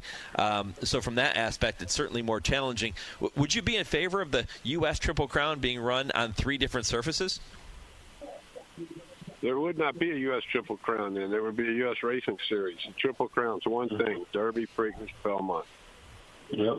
All on dirt. That's all we got. Yeah, otherwise, it's just a racing series. Yep. There's something to be said about traditions, and the Triple Crown is the tradition in American racing. Don't screw with that one. Yeah. Yeah, it's an interesting debate, though, and it's an interesting challenge for these horses here in Canada, too, having to compete on the 3 different surfaces, 3 different distances, 2 different tracks. Keep in mind the first leg and the final leg of the Triple Crown in Canada, both held at Woodbine. Fort Erie hosts the middle leg. Interesting conversation there. Time now to turn our attention to our friend Nick Zito. Move on here in the program, and Dale and Tim get to tell me if the following statement is right or wrong. Yeah, right or wrong. Am I right? What do you think? Right or wrong? Well, let's find out, Nicky. Actually, 2 topics for you guys here this morning. In the latest Breeders' Cup Classic rankings that were released this week, 3-year-old Sovereignty maintains his position at the top of older. He's ahead of his older counterparts, Sierra Leone, Mindframe, and Nisos. This essentially indicates that Sovereignty is the top dirt horse in training before we've even seen him take on older rivals. Do you believe, guys, that is right or wrong? What do you think? Right or wrong? Tim? It's an interesting question. Right now, it's a popularity contest is what it is. Sovereignty is the horse that everyone knows about right now, and the voters have kind of went that way because he's won the Derby, he's won the Belmont. It's kind of like, people follow the 3-year-olds in horse racing much like, boxing fans just follow the heavyweight division. That's the one they're most interested in. That's the most popular division. Yeah, there's some really good older horses, and somewhere down the line, Sovereignty's going to face them. But right now, he's the most popular horse. Is he the best horse? I mean, I voted him number 1, so I think he is. But we're going to have to wait and see until he faces the olders if he is the best horse. But right now, because of what he did earlier this year in the 3-year-old ranks, he's a popular horse. He's a talented horse, and it seems like once a horse gets past his 3-year-old year, people aren't as interested in them as much, even though I think that's crazy because Sierra Leone's a darn fine racehorse, and so is Mindframe, so is Nisos. Let's see what happens when they both meet. But right now I'm going to say, Sovereignty's the best horse in training right now. That's what I'm going to say. You know what I think of polls? We've stated on here a lot of times. I don't care about people's opinions. The great thing about horse racing is it's all settled on the track, and it will be by the end of the year. But right now, do I think that if Sovereignty was in a race against Sierra Leone and some of the other horses Timmy just named, he would be the favorite? I don't think he would be when people have to put their money up with their opinion. I don't think he would be. I don't think he would be picked over Sierra Leone in a 1.25-mile race somewhere. So I want to say, don't worry about the polls. It'll all be settled by the end of the year. You hate the polls. Hate the polls. Yeah, I don't know how you put a 3-year-old on. Listen, he's really good, right? But I don't know how you put a 3-year-old ahead of older horses before he starts facing older horses. That's a whole new challenge. And Sierra Leone, Mindframe, Nisos, they are no slouches. And it's tough for me to envision Sovereignty as the top-ranked horse in the Breeders' Cup Classic rankings at this point. As much as he's accomplished, it's tough to put him ahead of those other ones, in my opinion. Not me. Yeah, do you think he'd be the favorite if they lined up tomorrow? If they lined up tomorrow, yeah, I do. I think Mindframe would be the favorite. I have to say that or Sierra Leone, yes. Well, that's why they have the polls, because you can. These are the kind of discussions people have when they have these polls. They're great. They're great. Well, they also have the race to prove it. Oh, absolutely, they do. Let's see what happens when after the Travers and when Sovereignty goes to the Classic, then then that's when the money shows up, right? That is when the money shows up. The money's going to show up on Good Cheer later today. The Brad Cox trainee suffered her first defeat when she was finishing 5th in the Acorn on June 6th. She looks to get back to her winning ways in today's Grade 1 Alabama. And guys, I say she does exactly that this afternoon. Am I right or wrong? What do you think? Right or wrong? Dale? You're right. She's a better filly than she ran last time. Draw a line through it and bet all you want because you're going to get a better price than shit. She's what, the 8-5 favorite in this race. Mark Cassidy's got two nice fillies in Lacara and Nitrogen. Nitrogen, who's really made her bones as a grass horse, but Mark, after she won the Wonder again, that was washed off by 17 lengths, even though she didn't beat anything. Mark loved the way she did it and said that he said right after that he was going to go to the Alabama, even though the next start was back on the grass in the Belmont Oaks. She got beat a nose. I mean, he's very confident in that filly. He's confident in Lacara too. But Good Cheer, you draw a line through the Acorn because that was obviously a track she didn't like. I mean, she liked it was wet when she won the Kentucky Oaks, but it wasn't the same kind of wet that she faced in the Acorn. It was pretty sloppy. I think she rebounds, and I think she's got a huge chance to get back to her winning ways because, it's funny how people discard a horse after one effort. I mean, Good Cheer was literally unbeatable for her first 7 starts. No one could touch her. I think she gets back to that point on today.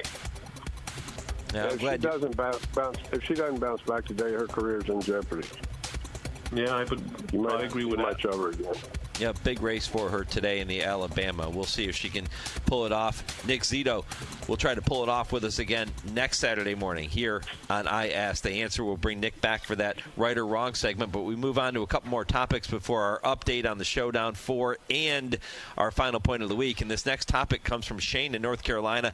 Guys, he says, with Kentucky Derby winner Mystic Dan recently switching from dirt to turf in last Saturday's Arlington Million, and Arkansas Derby winner Sandman now pointing for a turf stake in his next start, who are some of the most successful horses you can recall that went on really good careers after moving from dirt to turf?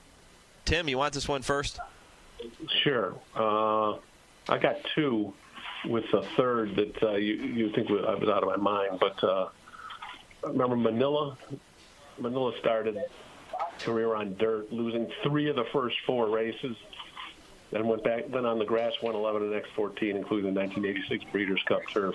I think he liked the grass pretty much, and he's in the Hall of Fame. Another Wise Dan, who was the 2012-2013 champion grass horse, wasn't bad on dirt. Also won the Clark Handicap, but he definitely excelled more when he went to the grass. So I put him in there. And the other one was, I remember this quote from Ron Turcotte from the legendary Secretariat, who once said that he thought Secretariat was 10 or 15 lengths better on grass than he was on dirt. We know how good he was when he won the Triple Crown, but he also ran on the grass later in his career. But obviously will be known forever as one of the great dirt horses. But he had the liking of the turf too. So I'm going to give you those 3. Yeah, you took all my horses there, Timmy, but I'll reverse it. I'll give you one that went the other way, but started out on turf, had all turf pedigree, went to the dirt and became unbeatable. Cigar. So the switch made a huge difference in his career.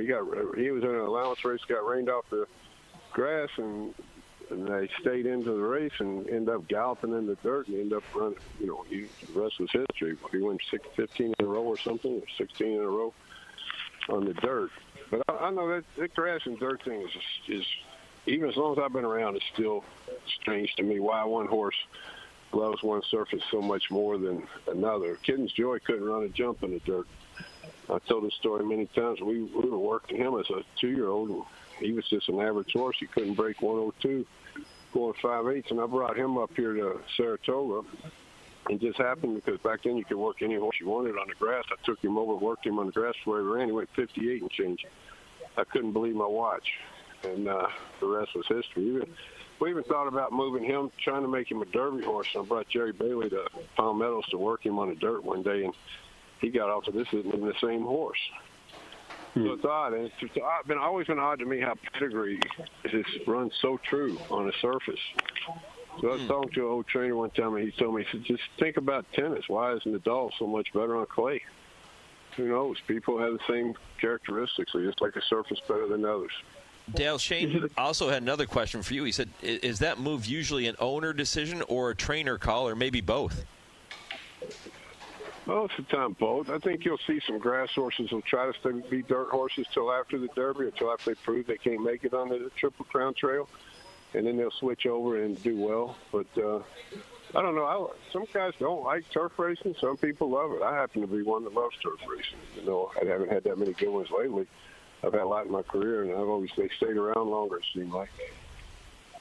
Dale, have you ever had a horse that just frustrated the heck out of you on dirt, and you just said, screw it, I'm going to put he or she on the turf and just see what happens, and all of a sudden the light went on? Yeah, I think Tappett's Fly would be a good example of that. I mean, she was good, but she never seemed as good racing as she did training to me. And we moved her over to the turf. Of course, she wins the Breeders' Cup and a couple of Grade 1s on turf. And that was, she was the first crop at Tappet, which never ran on the turf. So we weren't really looking at a strong turf pedigree.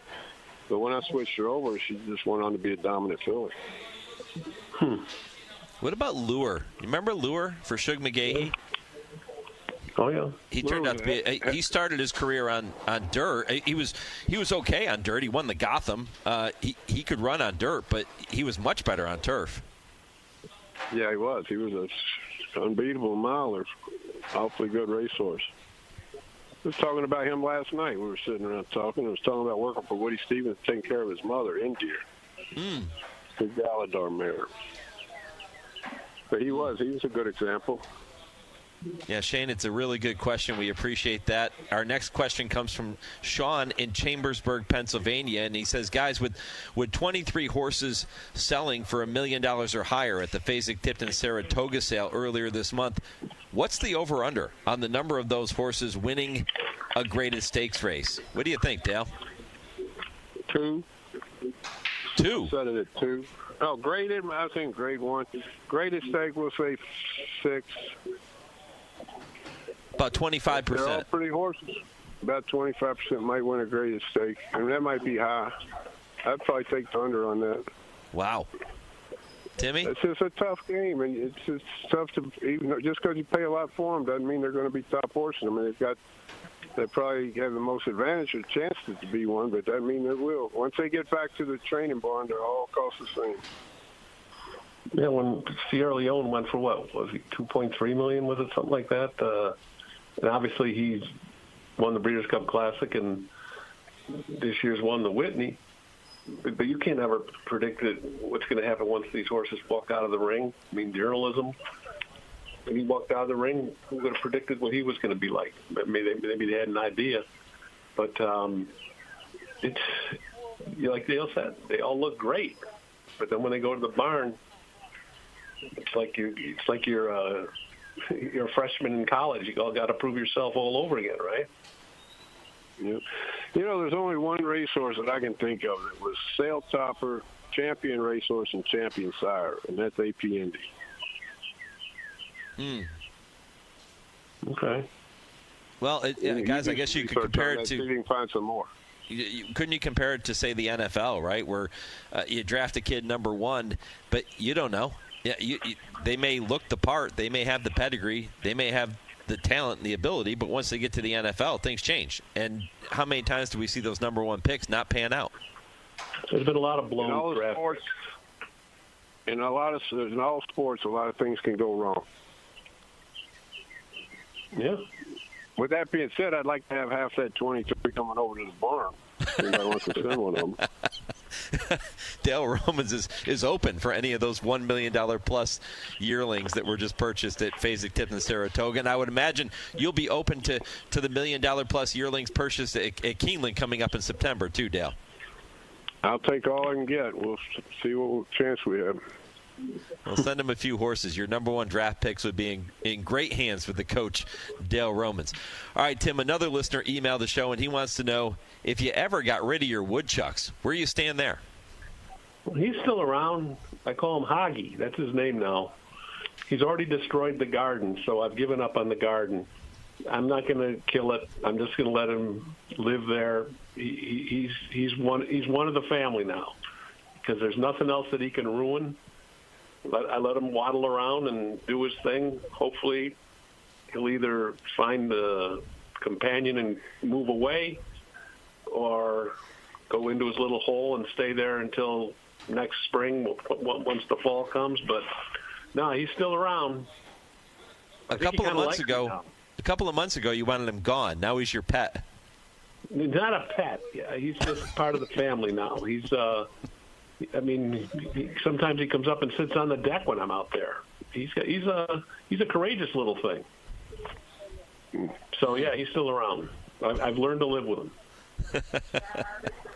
All right, 2 minutes left here in the program. We have to get to the final point of the week. Time for the Showdown 4 update, our contest that runs through the Breeders' Cup. Tim, you continue to lead the way, 27-21 over me. Dale sits in third with 17, but you and Dale go head-to-head later today in the Alabama. You have Good Cheer. Dale, you have Nitrogen. Things will change after the Alabama this afternoon. All right, time for our final point of the week. Tim, why don't you kick it off first? Well, I think we all have to get our singing voices out and sing happy birthday to Dale Romans, who just celebrated a birthday this week. And I just want to wish the man a happy birthday. And congratulations on getting into the Cigar Aficionado Hall of Fame. Yep, thank you both. And, 59, I'm getting old. I was thinking here the other day, this is my 33rd Saratoga meet in a row. And the first time I got up here, I thought it was a one-and-done deal, and Saratoga's been great to me. Celebrate a lot of birthdays up here, so thank you guys. And by the way, that whole thing my social media team did on Cigar Aficionado was all fake. I can't believe everybody thinks it was real, but it was all fake. Dale, you're a Hall of Famer in my book, my friend. Thank you, buddy. I'm going to make it in the Hall of Fame of broadcasting before horse training, I think. I hope so. Guys, I appreciate it. We're going to do this all over again next weekend. Enjoy the weekend. Good luck at the races. We'll see you then. Next week. If you have a topic you want to hear Dale and Tim discuss, email that topic to me, Mike at horseracingradio.net. We'll get it worked into the program for you, or you can post it on our social media pages. I Ask the Answer is presented by the University of Louisville, Equine Industry Program in the College of Business. I'm back with the answer to this week's impossible trivia question next on the Equine Forum on the Horse Racing Radio Network, where racing comes to talk. The biggest day in Washington State racing history is now even bigger and better. On Sunday, August 17th, watch and wager on 6 stakes races, including the 90th running of the prestigious Longacres Mile. Play the all-stakes Pick 4, Pick 5, and Pick 6. Look for past performances in all editions of the August 17th Daily Racing Forum. Join us for racing at Emerald Downs on Sunday, August 17th. Post time, 1:50 p.m. Pacific. Did you know? VA home loans are a key to home ownership for those who served. I would tell anybody who is interested in getting a VA loan to just do it. For me, the best thing about the VA loan was the simplicity of it. I was expecting, government paperwork, it was going to go on forever, and it just wasn't. Since the down payment for a VA loan is minimal, we were able to purchase this home and then use the money that we were going to use as a down to actually fix up the home. And the only way we could do that was because the nest egg that we had saved for the down payment, we didn't have to use because we went the VA route. This is a wonderful benefit that veterans can take advantage of. In the military, we make a lot of sacrifices. We're away from our family a lot. And with the VA loan, it's a way that it makes it easier for us to get a home.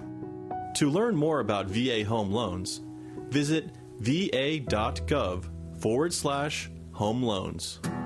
Dear VetTix, it was nice to spend the night with my daughter and other veterans. It's so humbling to attend an event when you feel appreciated. I had a wonderful time with my family. Thank you for the memories, VetTix. Dear VetTix, Thank you for a great experience and for your support of the military and veterans. Thank you so much, VetTix. Our family has gone through a lot the last few years, and this gave us a nice break. Every empty seat at a concert, game, or special event is a missed opportunity to say thank you to a veteran or a service member. By giving your extra tickets to VetTix, you'll help America's heroes reduce stress, strengthen family bonds, and create a truly happy memory that will last a lifetime. So when you really want to say thank you for your service, give the experience. Give the memory. VetTix. Give something to those who gave. For more information on how you can make a difference, go to vettix.org. Check out the all-new horseracingradio.net. All the same great horse racing radio content in a new, easy-to-use design. Listen to all of our shows streaming live or access the replays anytime. See our schedule, sign up for our newsletter, download our latest podcasts, and so much more. It's all on our website at horseracingradio.net. That's horseracingradio.net.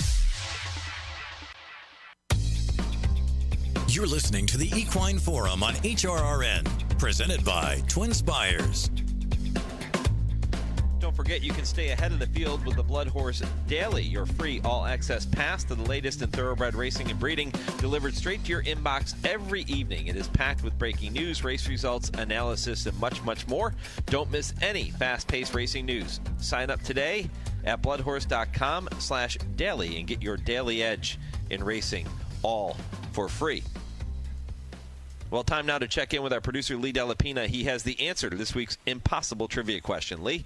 Thank you, Mike. What was the name of the racetrack that hosted the first 4 editions of the Queen's Plate beginning way back in 1860?